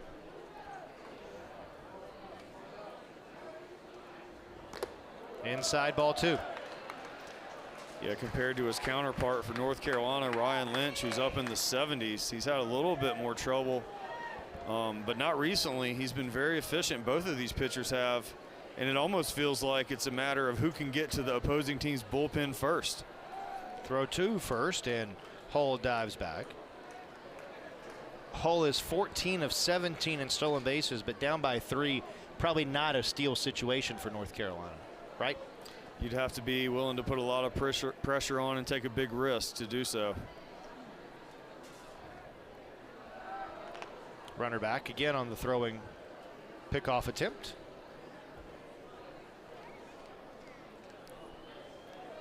Duke is worried about it. Winslow has hit it hard twice. He's not a candidate for a strikeout in most situations. A really great hitter for the Tar Heels down in the 4-hole.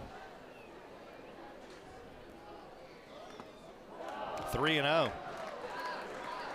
And with all the attention paid on Hull at first, could sometimes create that divided focus for a pitcher. Right, and there you saw a 2-0 changeup. It looked to be a changeup down and in.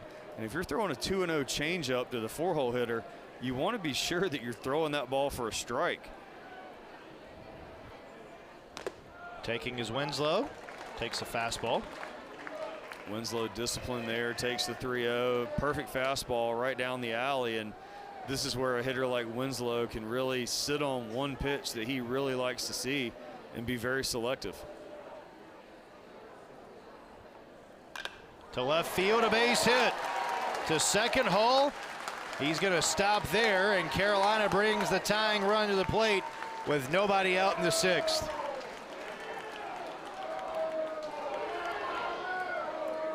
We go back to it all the time, but that free base runner given up there by Peter Lemke to send Owen Hull down to first base. Suddenly Winslow comes up and drills a single to left field. He hit a ball hard early in this game back in the first inning, right to the Duke third baseman, Colton Quagliano. And you said a couple times, Chris, how Carolina's had a very timely meeting at the mound to slow down the Duke offense, and now Duke's going to try the same. Coach Moose on his way out. Wants to huddle the infield around first. Real threat that Carolina has posed against Lemke this evening. North Carolina looking to come from behind and win the series. They can get the victory here this evening. There is some bullpen activity for the Blue Devils. It's Hedrick, the right-hander, who's getting loose. Aiden O'Connell was up a moment ago, but has sat down. Well, we've seen a lot in this game so far, Chris, and I will say that, you know, anywhere from a hard hit ball to a double play is possible here. I mean, it just felt like Duke's defense has been on their heels a few times, and they've had hard hit balls right to them, and they've been able to execute the double play to exit some of these innings and leave Tar Heel runners on base.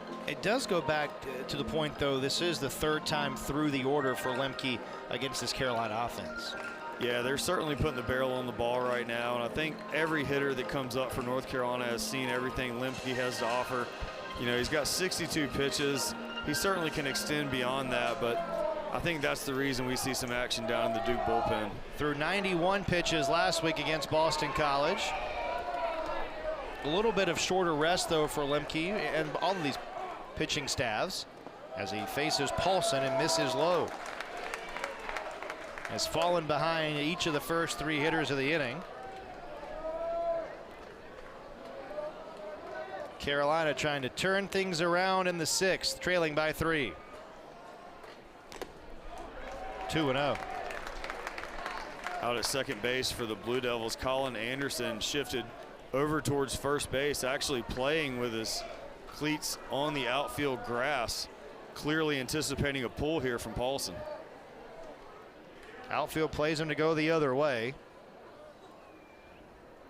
Paulson got a piece of that one, strike 1.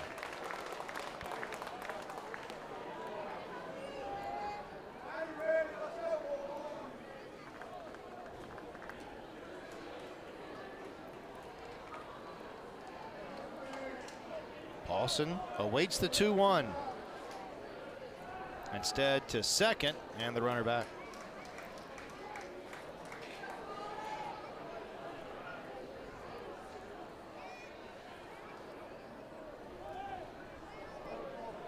Paulson has had some big moments this year, including a bases clearing double and a win over Louisville earlier this year to help Carolina claim the series in a rubber match.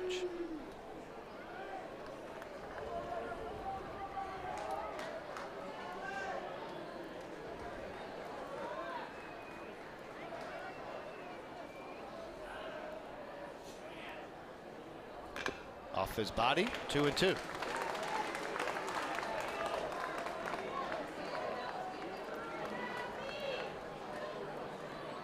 What do you come back with here, Ron?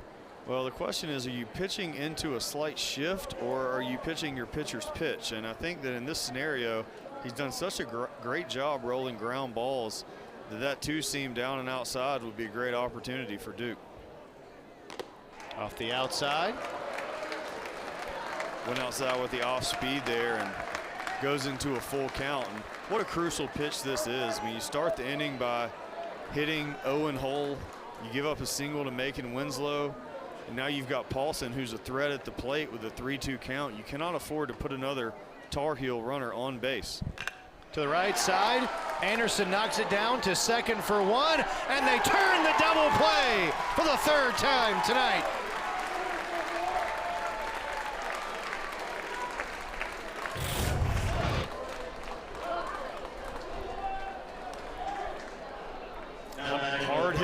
To the hole. Great job by Colin Anderson. I mean, this Duke defense on these double plays, I mean, it makes me feel like that I could go out and toe the rubber and throw a few pitches. Oh, let's not get crazy. You've got serious defensive backup right now for Peter Lemke on the Blue Devil side. It's pretty impressive what Duke's done with the glove. And it felt like North Carolina's had all the momentum in this inning, too, and that just goes to show you how quickly things can change. So many times in this game, they've had a lot of base runners. They just haven't been able to get a timely hit. Cooper Nicholson has doubled and been hit by a pitch tonight, trying to come through with a 2-out hit for Carolina. It's 0-2. And what that does for you as a pitcher, you've got runners on first and second, you've got nobody out. You induce the ground ball to second base. Colin Anderson and Jake Lambden do another great turn. Suddenly you've got 2 outs, runner on third, and look at that last pitch. Well executed, right on the outside part of the plate, and you can see where Matt Strand is set up. They're going out there again. And Nicholson just does stay alive. Lemke, the transfer from Division III Denison, trying to shut down the #2 team in the country for a 6th consecutive inning.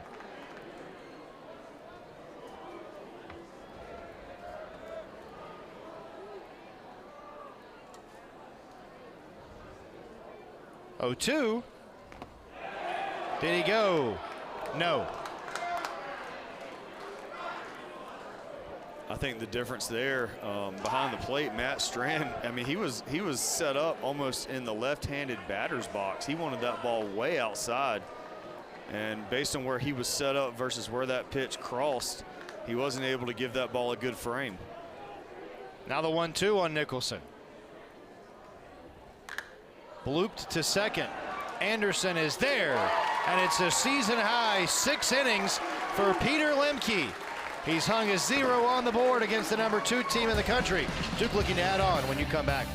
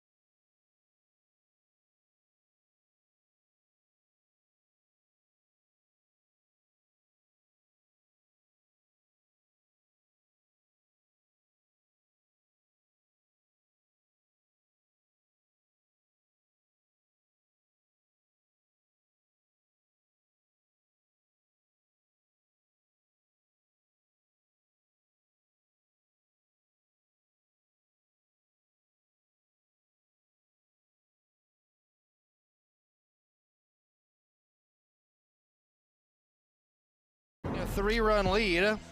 They've out-hit North Carolina 5-4, but neither team, Ron, able to capitalize with runners on base, runners in scoring position. It's really developed into a pitcher's duel between Lemke and that man, Ryan Lynch. Well, there's no doubt Ryan Lynch has 5 strikeouts in the last 2 innings, and he is really dialed in right now on the mound for the Tar Heels. Struck out 7 overall in the game. Just 1 walk for the right-hander. And he faces Bobby Marsh to start the 6th and misses with ball 1.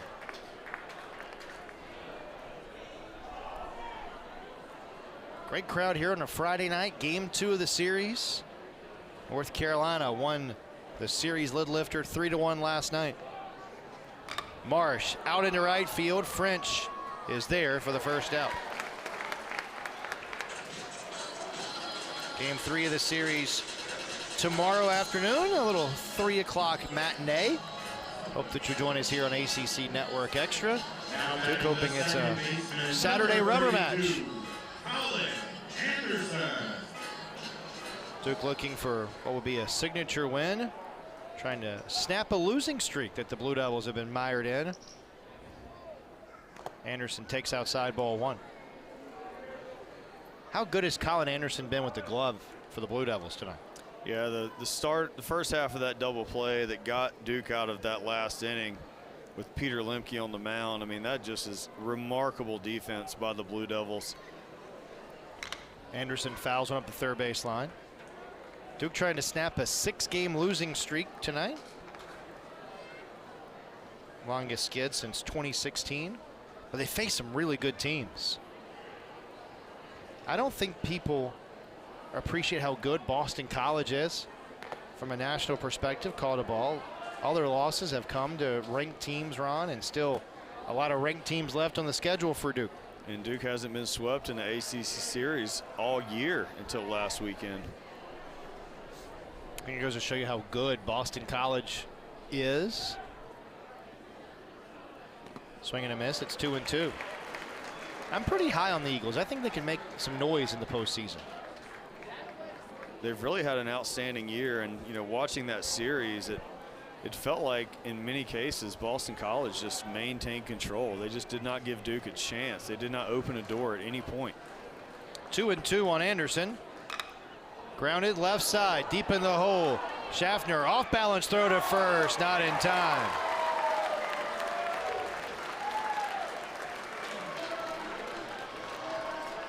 Infield single for Colin Anderson. Good effort there by Jake Schaffner. I mean, did all he could do, got to the ball, made the throw across the diamond. Colin Anderson, the second baseman for the Blue Devils, just too fast. Perfectly placed ground ball there that allows him to earn first base. I think that's the right call. Yep. Hard 90 for Anderson. And now Quagliano, who is a quiet 2 for 2. An infield single and a base hit the other way. Anderson dives back to first.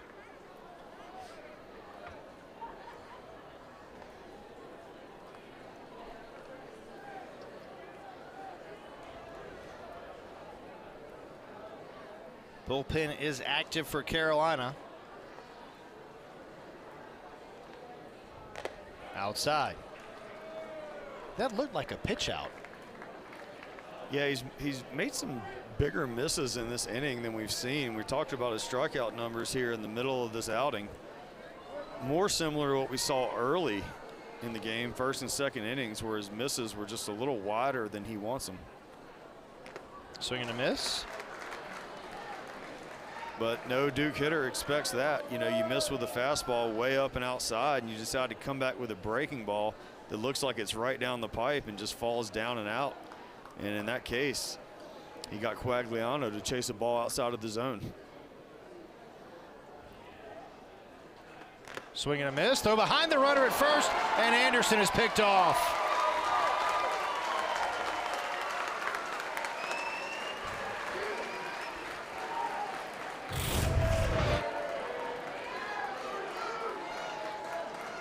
Perfect read by making Winslow behind the plate. He got a perfect pitch to throw. And as a catcher, when you're trying to pick off a runner at first base, number one, it helps to have a right-handed hitter. Number two, it helps to have a pitch thrown on the outer part of the plate. Winslow got both of those, didn't hesitate, made a bullet throw down to first base. And we talked earlier in the game, Chris, about his errant throw last night that allowed Duke to score.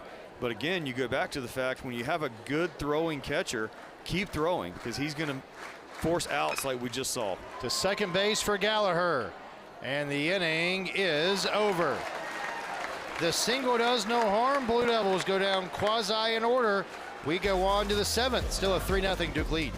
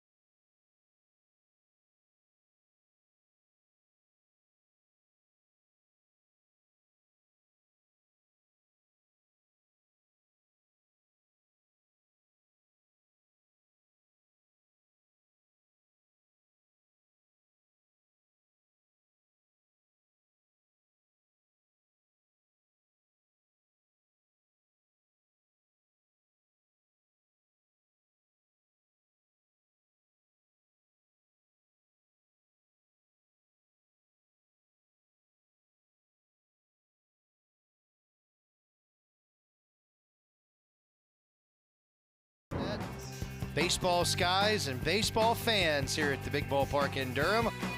3-0 lead for Duke. You see the resume for the Tar Heels, projected as a number 4 national seed. Look at the RPI, strength of schedule. All the metrics are there for North Carolina. And North Carolina, Ron, just a game back of Georgia Tech for the top spot in the ACC. And there's a projected regional for the Tar Heels, according to our friends at D1 Baseball. I think there's pretty good consensus across the board. There'll be postseason baseball at Boshamer Stadium. Well, I don't think anybody expected North Carolina to come in to Jack Coombs Field in Durham, North Carolina, and put up 3 runs in the course of 15 innings of baseball, Duke has done a great job trying to keep this Carolina offense that's so high-powered under control. And another example of that there is we get a ground out down towards first base. Bobby Marsh, no problem making that play. Retires Tyler Howell and brings Jaden Nunez to the plate. Peter Lemke, very impressive for the Blue Devils. Season high, 6 1/3 innings. Pinch hitter for Carolina. Colin Hynek will get a chance to hit here.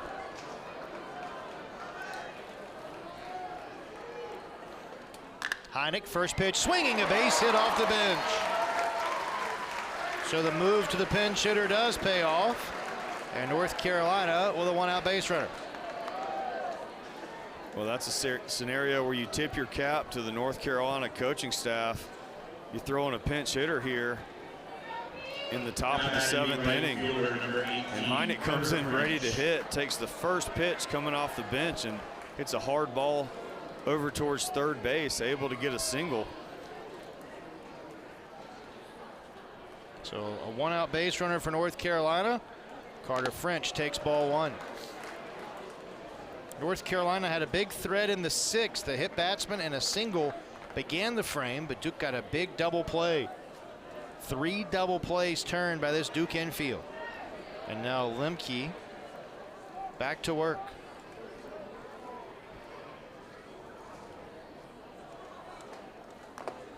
Inside, 2-0. We mentioned Lemke, the transfer from Division III Denison. His career high, 8 innings pitched. Did that against Wittenberg back in 2024. This is the first time he's thrown 7 complete innings since late last year against Belhaven. Call of strike.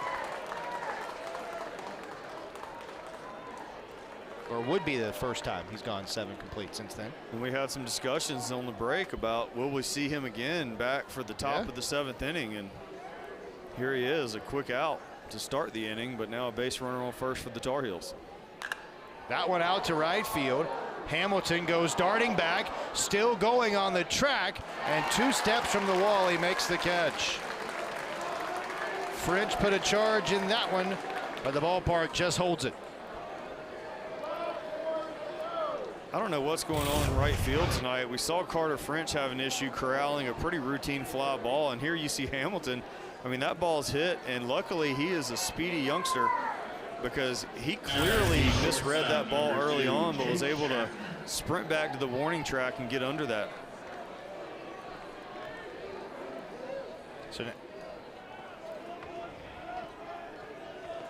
So now a runner at first, 2 down.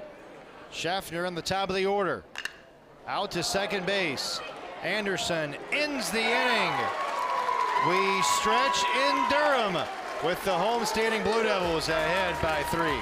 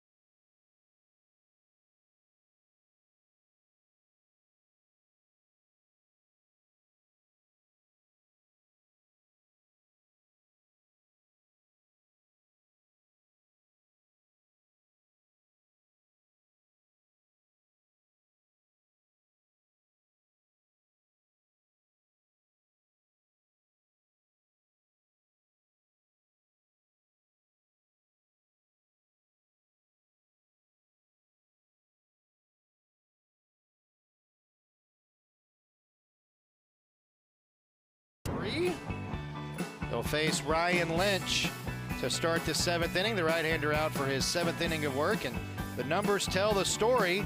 If you look at the numbers with 2 outs, with runners in scoring position, even with runners on base.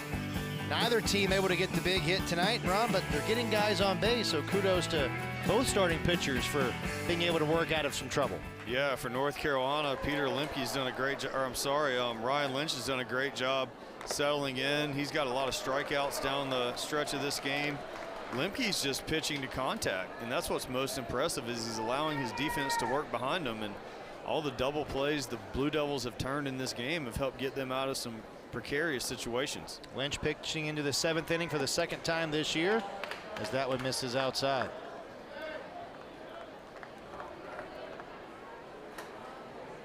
Tyler Albright starting things for Duke.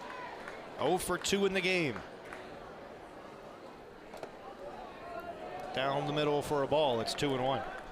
Albright, not a guy you've seen at the bottom of this Duke lineup much this year. He's in the 9-hole tonight, but don't discount that. I mean, what a great opportunity for him to act as the leadoff man in this inning and get the bat of Jake Lambden back to the plate. Fisted foul. It's 2-2.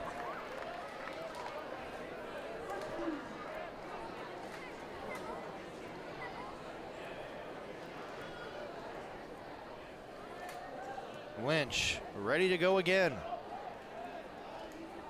The sophomore right-hander delivers and gets another strikeout, his 8th of the game.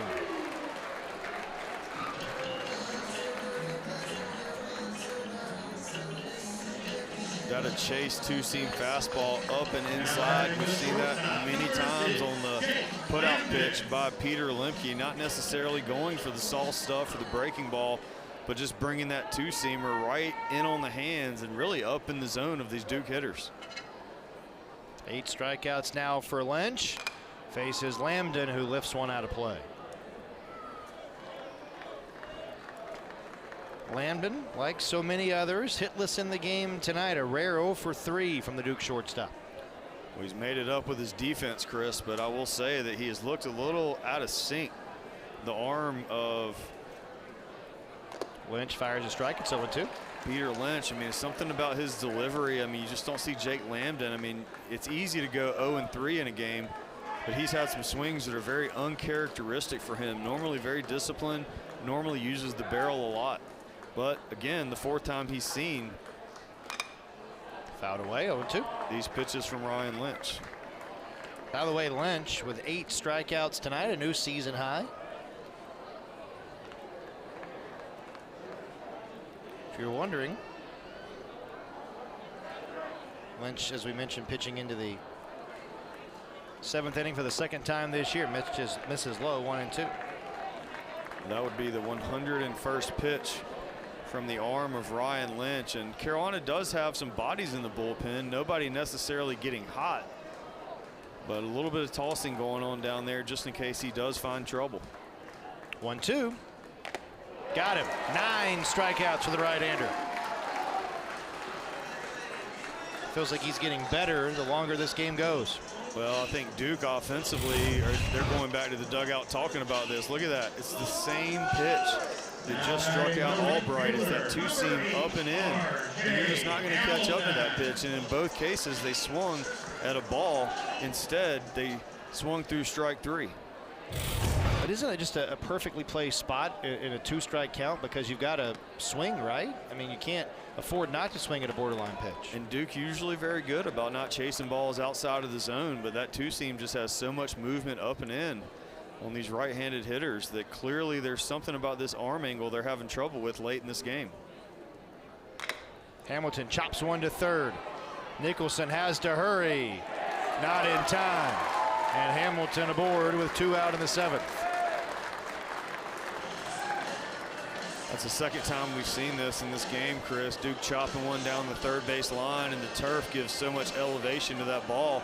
Third baseman can only wait. Cooper Nicholson has to wait for that ball to come back to his glove. Another look, just chopped way up in the air. And here Hamilton is a fast runner. So you're just sitting there waiting for that ball to deliver to your glove, and you're just not going to get Hamilton on that throw. 2-out base runner brings Caden Smith to the plate. off the outside corner. Smith had the single in the first that helped start that 3-run rally, which has been the difference so far. The errors in right field and the throwing error at second. All the offense tonight.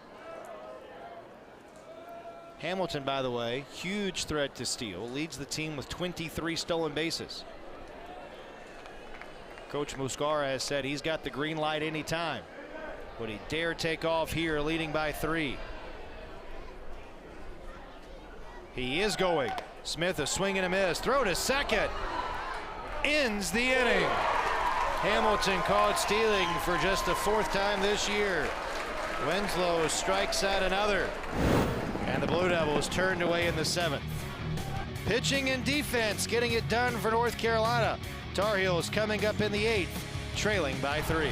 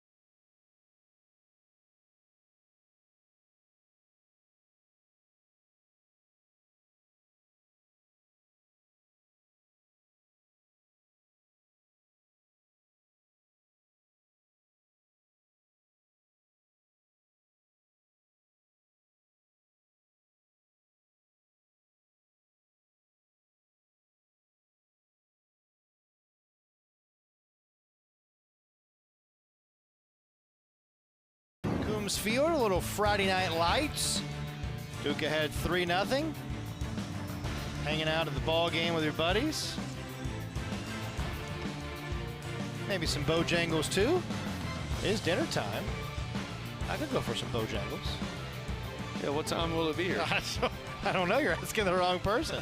As quickly as this game is going, we're going to eat dinner don't say that. a little sooner than we anticipated, Chris. Oh, no. We'll be in the bullpen shortly. Lemke has really done a great job now that we've jinxed it. But, you know, Lemke, both for Duke and Ryan Lynch, what an outstanding performance for both of these starting pitchers on the mound. Blue Devils leading by 3. 4th time through the order now for the right-hander Lemke, who faces Gavin Gallagher and misses with ball 1. 81 pitches for Lemke, so he is slightly behind Ryan Lynch for the Tar Heels, who's over 100 now. But these starting pitchers just doing a great job locating, pitching to contact, using their defense. At the knees, 1-1. You're right, it's not been overpowering for Lemke. Just 1 strikeout tonight. He's only walked 1. He's hit a couple, or hit 3 batters. But his defense has picked him up with 3 double plays. First time Duke has turned 3 double plays in a game since February of 2023 against East Carolina. Well, it's amazing how fast that fastball looks after a couple off-speed pitches to start this at bat. Popped up by Gallagher, Anderson, and Lambden. It's the shortstop Lambden for the first out. Let's talk about that sequence, Chris. I mean, 2 off-speed pitches to start the at-bat. He totally threw the soft stuff in there, set up the fastball, blew one right by him, and on that one, got in on his hands, a weak fly ball to the Duke infield. Lambden makes the play.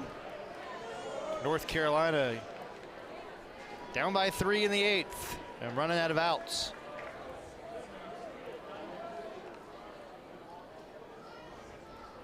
Swing and a miss. And you know, maybe another big key to Lemke's success tonight, North Carolina's had the leadoff man on only 3 times in the game. So important to keep the leadoff man off base. We saw that a few times when Duke has trouble, the leadoff man gets on, especially if it's a free base, a walk, a hit by pitch. It gives the offense so much momentum, but you're exactly right. Getting that first out has been key for Lemke, and the Duke defense just shining behind him. Lemke approaching a season high in pitches, through 91 last time out against Boston College. 1-2 on Hull. Hull was hit by a pitch leading off the 6th. It's the last scoring threat for North Carolina. Had 2 on with nobody out, but a double play turned the Heels away.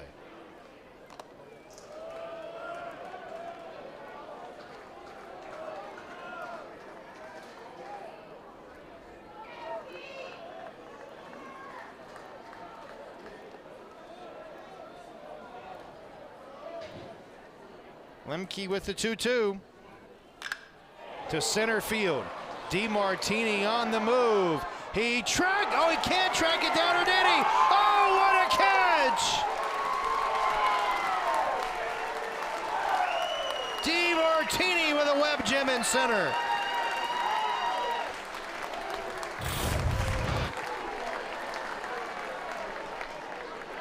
From the moment that ball was hit, it appeared it was going to burn DeMartini in center field, but not when you have that kind of speed and range. He turned on that ball and sprinted. All you saw was his number 19 on the back of his jersey. He got to the position, he looked back, got repositioned, and made that play. That was an unbelievable grab by the Duke center fielder. Now the base is empty for Macon Winslow. Strike one. Saw the sunglasses fly off. I thought it was the ball for a second. Nope, the ball was in the webbing of his mitt.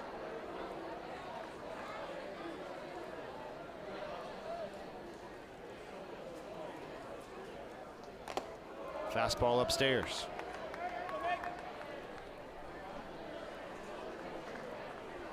Winslow 1 for 3. Had a base hit in his last at bat.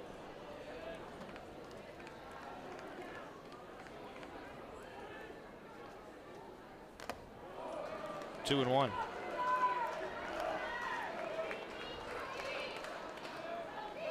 That last pitch showed me a little sign of fatigue by Lemke. He just didn't quite get through it. He yanked it across the strike zone.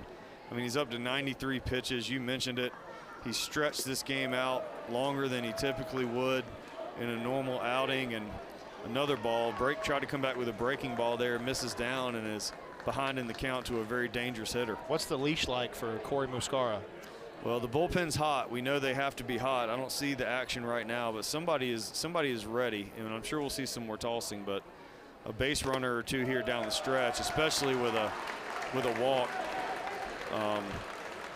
3-ball, 1-strike pitch there, misses well outside. Really not a good sequence there for Lemke on the mound, who has been so stellar for the Blue Devils tonight.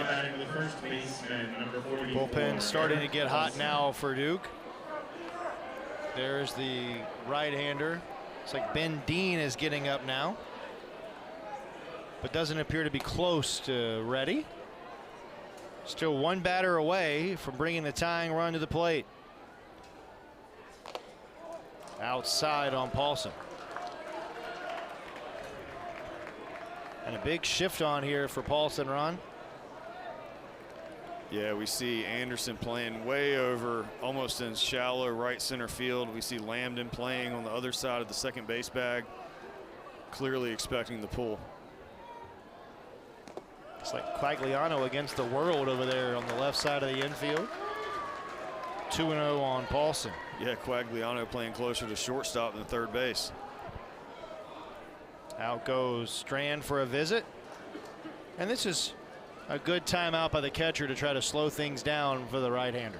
Yeah, as much as it seems like it might be a little bit of a struggle here for Lemke on the mound, you're one pitch from getting out of this inning. I mean, you're basically 7 2/3 strong here. One good pitch to Paulson, and you bring your Blue Devils back in for offense.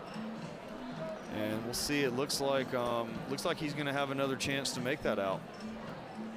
This is just a player-led conference here. You see the numbers on Lemke. Season high in innings pitched. If he can get through the 7th, would match his career high in innings pitched.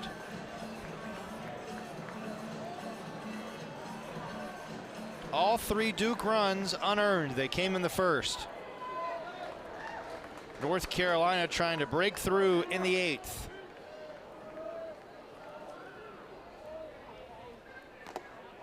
Three and 0. Well, you can be sure that if he walks this hitter in Paulson, we'll probably have seen the end of Lemke. I mean, he got 2 quick outs in this inning. He walked Winslow, and it is certainly time to fill up the strike zone, given how great the Duke defense have been behind Lemke. And there's a strike.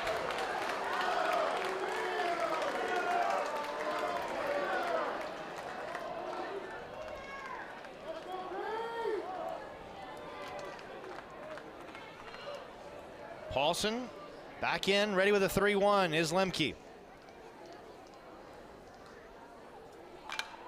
And it's 3-2.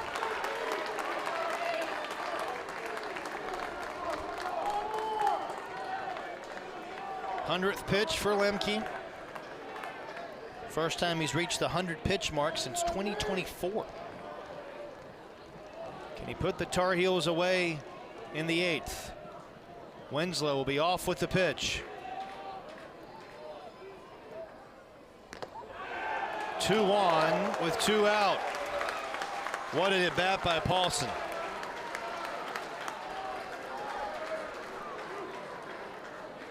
Great patience there by Paulson, and you just felt like that was a big pitch. Lemke a little bit erratic here. He's tired, it's late in the game. He's over 100 pitches, and that was a pretty close pitch, but unfortunately he was working behind in that count, and you were a little bit afraid if you're Duke that he was going to throw one too good and center it up to the plate, knowing that he had to kind of feel one in there to not lose the hitter and give up back-to-back walks. And that's what he ends up doing. Is it looks like Duke is going to call their bullpen. It will be the end of the night for Peter Lemke. After back-to-back walks, Ben Dean will be on his way in. But what a phenomenal start from Peter Lemke tonight. Duke trailing in the series 1-0. And the graduate student right-hander, the Division III transfer, will leave with his team up 3-0. And a new pitcher coming in for the Blue Devils. We'll tell you all about it when we come back.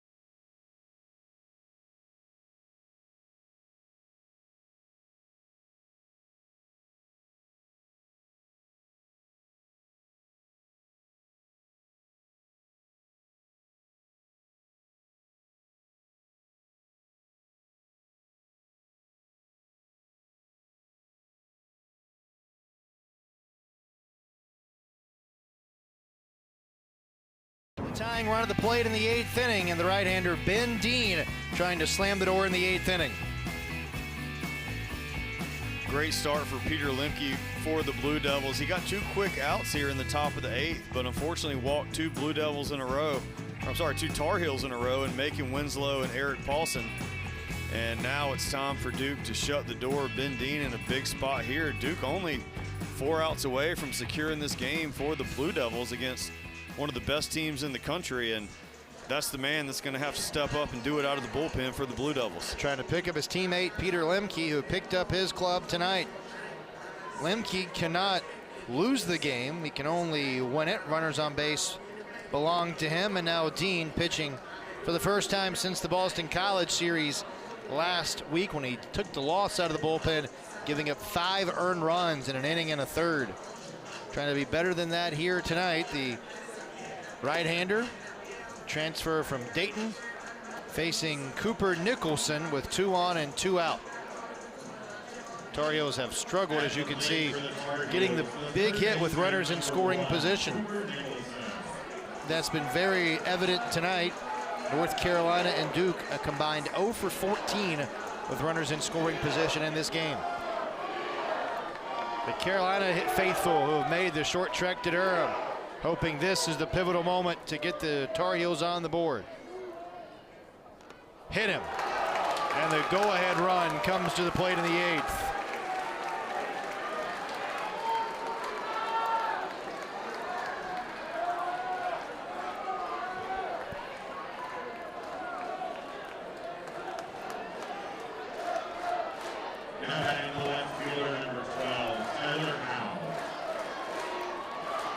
Now the rookie Tyler Howell.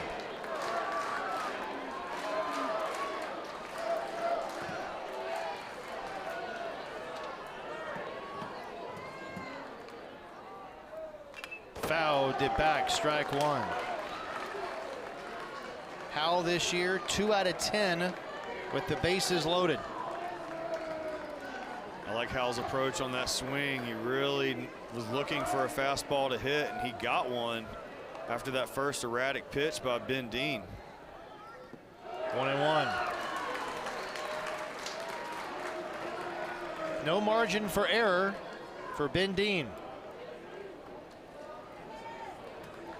A Tar Heel at every base. 2 out in the 8th. 1-2 on Tyler Howell.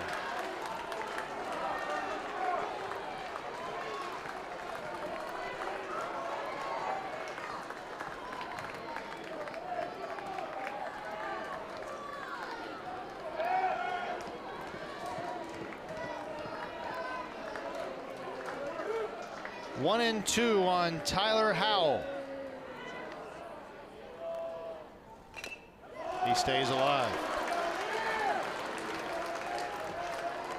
It's a big spot in this game. We've been waiting for Carolina. They've had a lot of base runners tonight. They only have 5 hits on the game, but they've had a lot of opportunities, and the Duke defense has done a great job. But right now, with bases loaded and 2 outs, they're 1 swing of the bat away from being right back in the middle of this matchup. The 1-2. Fought off foul. Like he was right on the breaking ball there. Yeah, Dean hasn't seemed to fool him yet. He's thrown a breaking ball, he's thrown a few fastballs, and some good swings at the plate.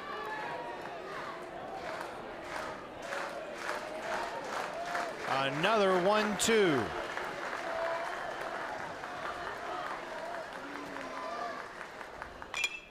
We'll do it again.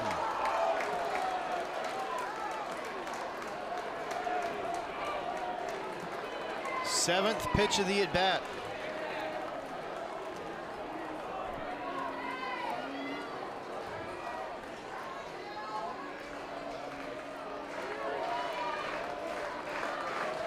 Dean delivers. Went to the breaking ball and missed.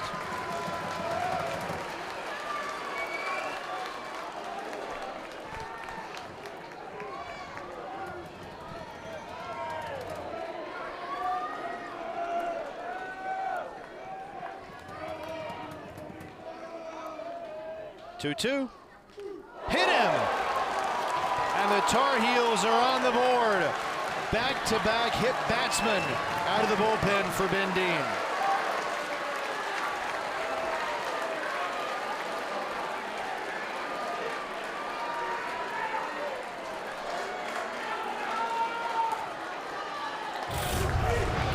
Another look at that pitch that got away from Ben Dean. 2-seam fastball, just way too far inside. 2 batters faced out of the bullpen, 2 hit by pitches, 1 North Carolina run. Now Colin Heineck, who had the pinch hit single in the 7th, takes one in the turf. What a block by Strand. That saved a run. Not a great sign for the Blue Devils. You hit 2 batters in a row, and your first pitch to the next hitter, and Heineck way off the plate, way down in the dirt. We saw Coach Muscara asking home plate umpire Ryan Clark have only made 1 visit right, making sure he can come out and have a conversation with Dean without being forced to remove his pitcher. Yeah, good time to do it. Just needs to relax. He's done it a million times. It's time to fill the strike zone up, right? I mean, we talk about those free base runners and what that can do when you're playing the #2 team in the country. You cannot walk them. You cannot hit them. You're giving them free runners, and because of that, in this scenario, the Tar Heels have scratched across their first run of the game in the top of the 8th inning, where Duke has been in command since the bottom of the first. A lot of listening there for Ben Dean. Ryan Clark comes out to break up the conversation.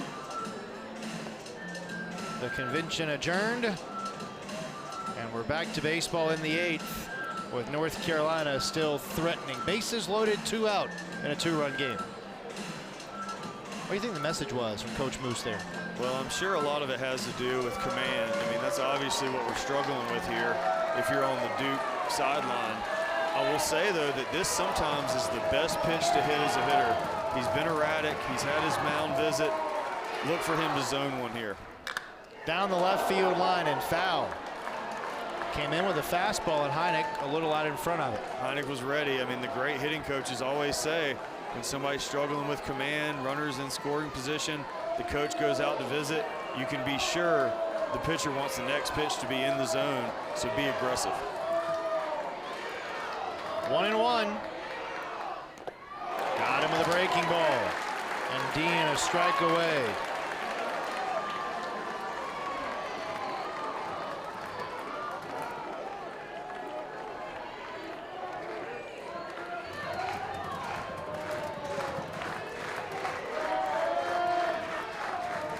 One-two. To 2-2. Keep in mind that Heineck is a pinch hitter for Jaden Nunez, who was 0 for 2 on the night. Heineck comes in, swings at first pitch he saw, got a single back in the top of the 7th. Trying to keep the inning alive in the 8th.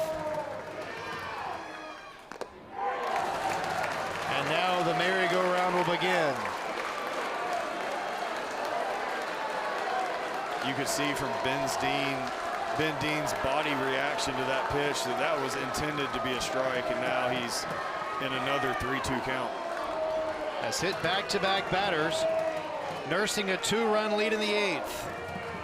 The payoff pitch on Heineck.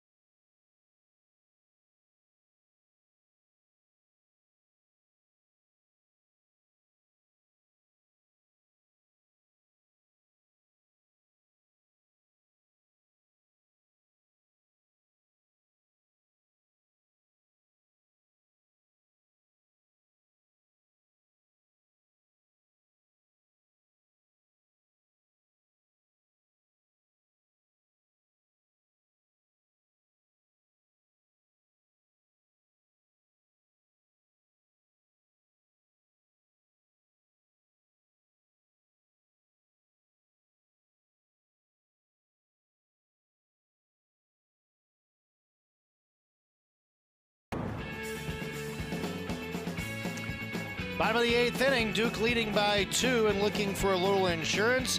Officially a bullpen game now as we head to the bottom of the 8th inning. Senior right-hander Matthew Matthias on to pitch for North Carolina. I think if you would have asked Coach Muscara coming into this game with 3 offensive outs left for North Carolina, to be up 2 runs is a pretty good deal. But I think also if you ask him if he could score 3 runs and win this game, he would say probably not. A key time for the Duke offense to put on some insurance runs. Facing a really good right-hander in Matthias, the North Carolina native, into his 19th game. He's been phenomenal, not just this year, but throughout his career in Chapel Hill. And he'll face 3, 4, and 5 in the Duke order.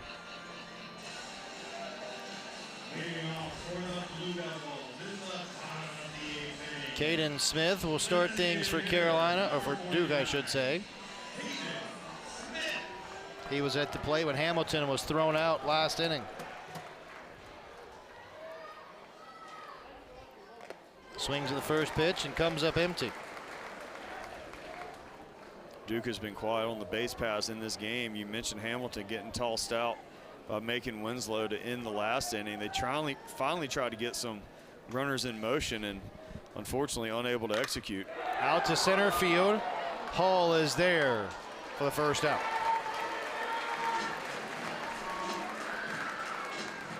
Great outing tonight from the starter, Ryan Lynch.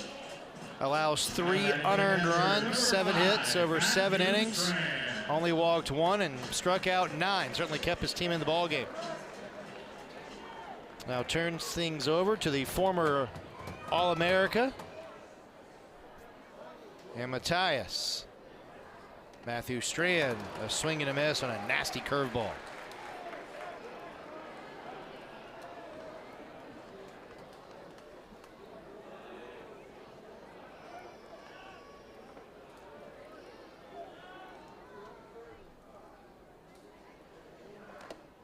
Outside corner, it's 0-2.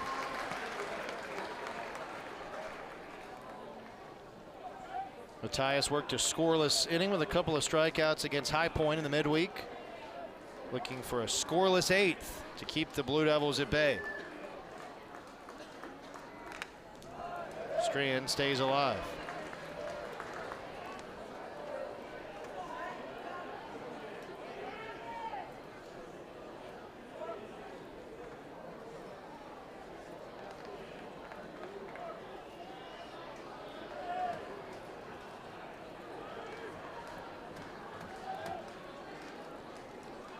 Winslow checks the wristband. Now the 0-2. Nubbed foul. Good 2-strike approach here at the plate by Matthew Strand. We've talked about that. Duke has done a good job shortening up with 2 strikes, trying to put the ball in play. He's been down in this count 0-2 for a few pitches now.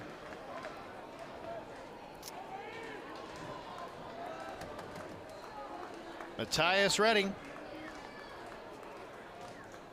Strand down swinging. 10 strikeouts for North Carolina pitching.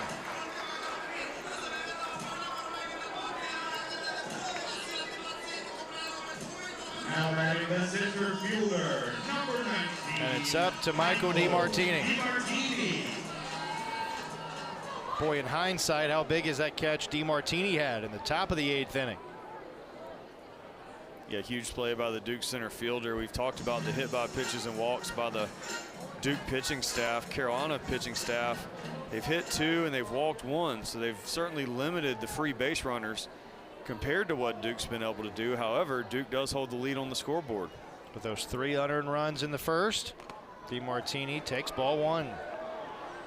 It was DiMartini's fly ball to right field that led to those 3 runs.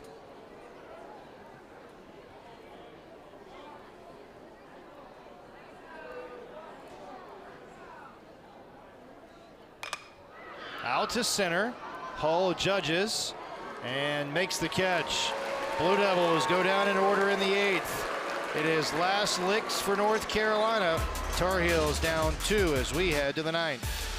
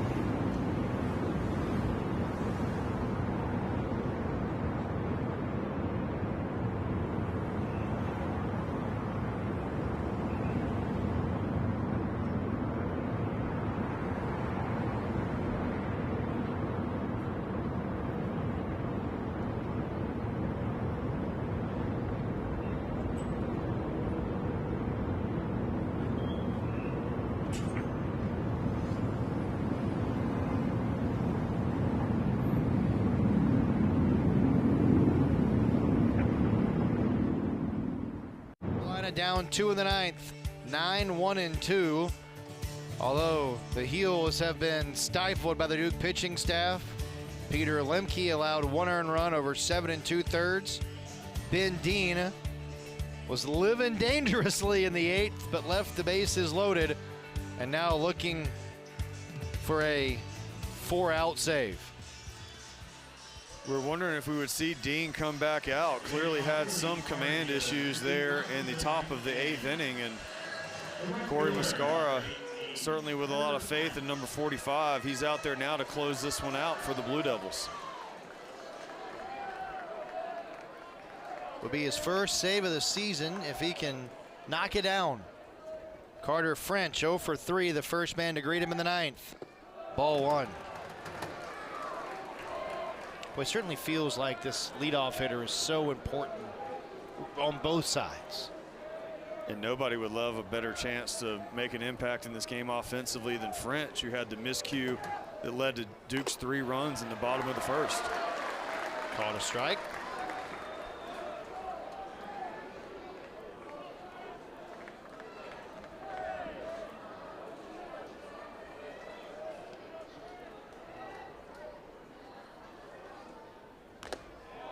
Off the outside edge, ball 2. North Carolina down 2. Need a base runner to bring that tying run up.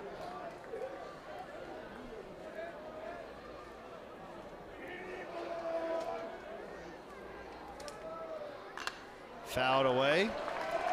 And it's 2-2. How long do you think the leash is for Dean, given the control issues we saw last inning?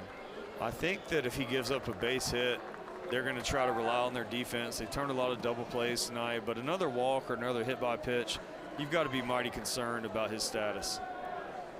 2-2 on French. And it's 3-2 on the Carolina right fielder. And early in this outing, Ben Dean has seen a lot of 3-2 counts. Just not pitching to contact. You've got a 2-run cushion. Giving Carolina free base runners is just not the formula. 3-2. And we'll do it again. And that's something I've noticed in the short outing by Dean is when Carolina does get a strike to hit, they're fouling a lot of pitches off. And they're being patient when he's outside the zones. They're really forcing him to throw these additional pitches. He's 21 pitches in, and he came in the last inning. Threw 15 pitches to get off the field in the 8th. 3-2. Fouled into and out of the glove of Strand.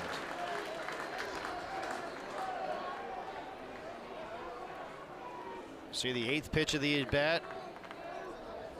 French with a quality AB. And the more these Carolina hitters foul these pitches off, the more pressure put on Dean to throw a strike late in the count. Strike 3 starts the 9th. Looked like French might have been caught looking for something else. I think he was looking for a breaking ball. That a fastball just right down Broadway. And you can just see his reaction there. He's like, I was sure he was going to throw me something off speed, and he took the perfect pitch right down the middle. Second strikeout for Dean. He's fanned the last 2, but now has to contend with the top of the Heels order. Schaffner 1 for 3, a single and a walk.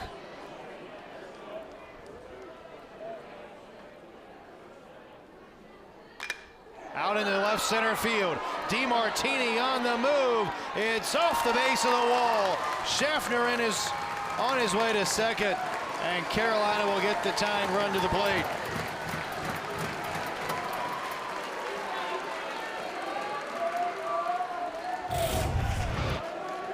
Well, that's certainly a great piece of hitting. Look at this. I mean, great executed ball.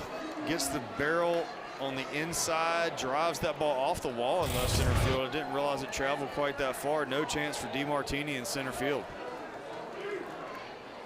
And brings up Gavin Gallagher, preseason All-American. 0 for 4 tonight.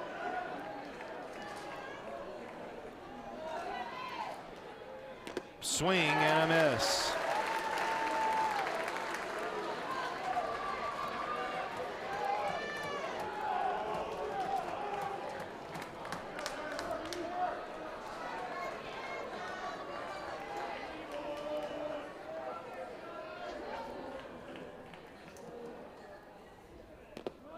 1-1.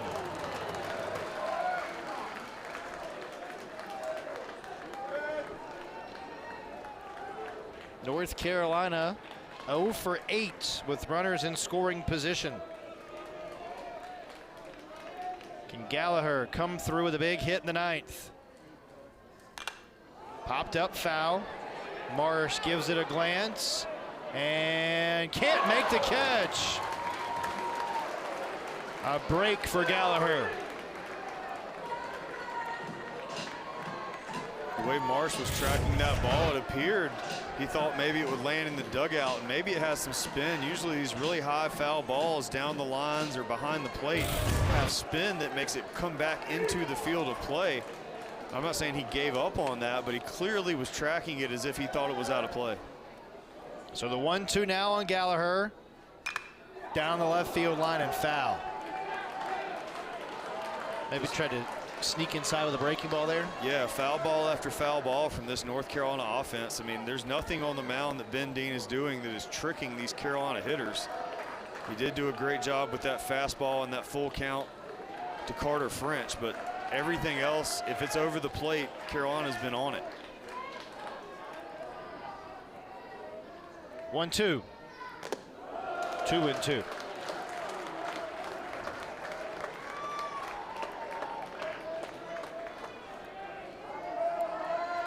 30th pitch out of the bullpen for Ben Dean.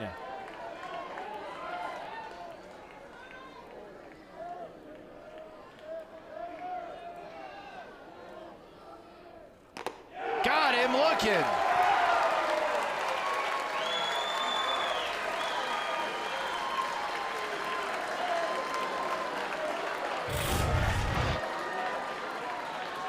That's where you teach a pitcher to throw with 2 strikes. I mean, that's a great job behind the plate by Matt Strand, framing that pitch.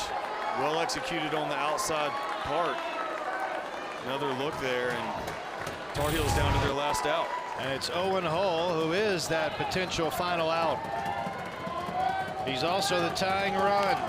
2 out in the 9th. Strike 1.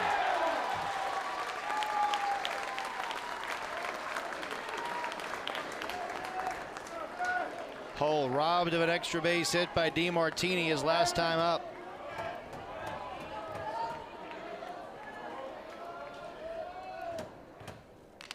And the Heels down to their final strike. Ben Dean on the mound for Duke starting to feel it a little bit. He's made a few good pitches in this at bat. He's caught 2 Tar Heels looking at strike 3 in this inning despite the double. Big moment here for Ben Dean and Duke. A moment of calm for the right-hander. Home on 0-2.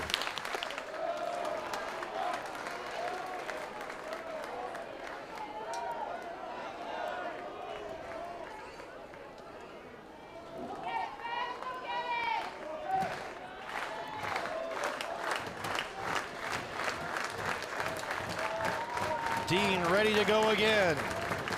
The 1-2. Count is even on Hull.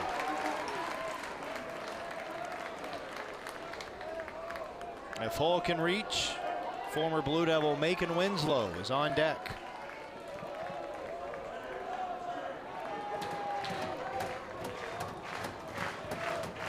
Two and 2 on Hull.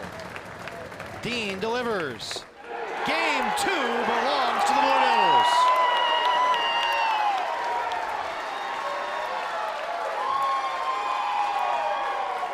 Ben Dean strikes out the side of the 9th. And the Blue Devils win game 2 to even the series and snap the 6-game losing streak. What a great performance on the mound by the Blue Devils. We start with Peter Lemke. We end with Ben Dean. Struck out the side in the top of the 9th inning to secure the win for the Blue Devils. And this Dean who gets the save, and the Blue Devils able to even up the series at a game apiece, scoring 3 unearned runs in the first inning. The Blue Devils and Tar Heels meet in the rubber match tomorrow at 3 o'clock, and we'll see how things shake out. Hope that you'll join us then. For Ron Causey and our team led by Anthony Hinnage, back in the control room, Chris Edwards saying good night from Jack Coombs Field in Durham, where the Blue Devils win it 3-1. So long from Durham.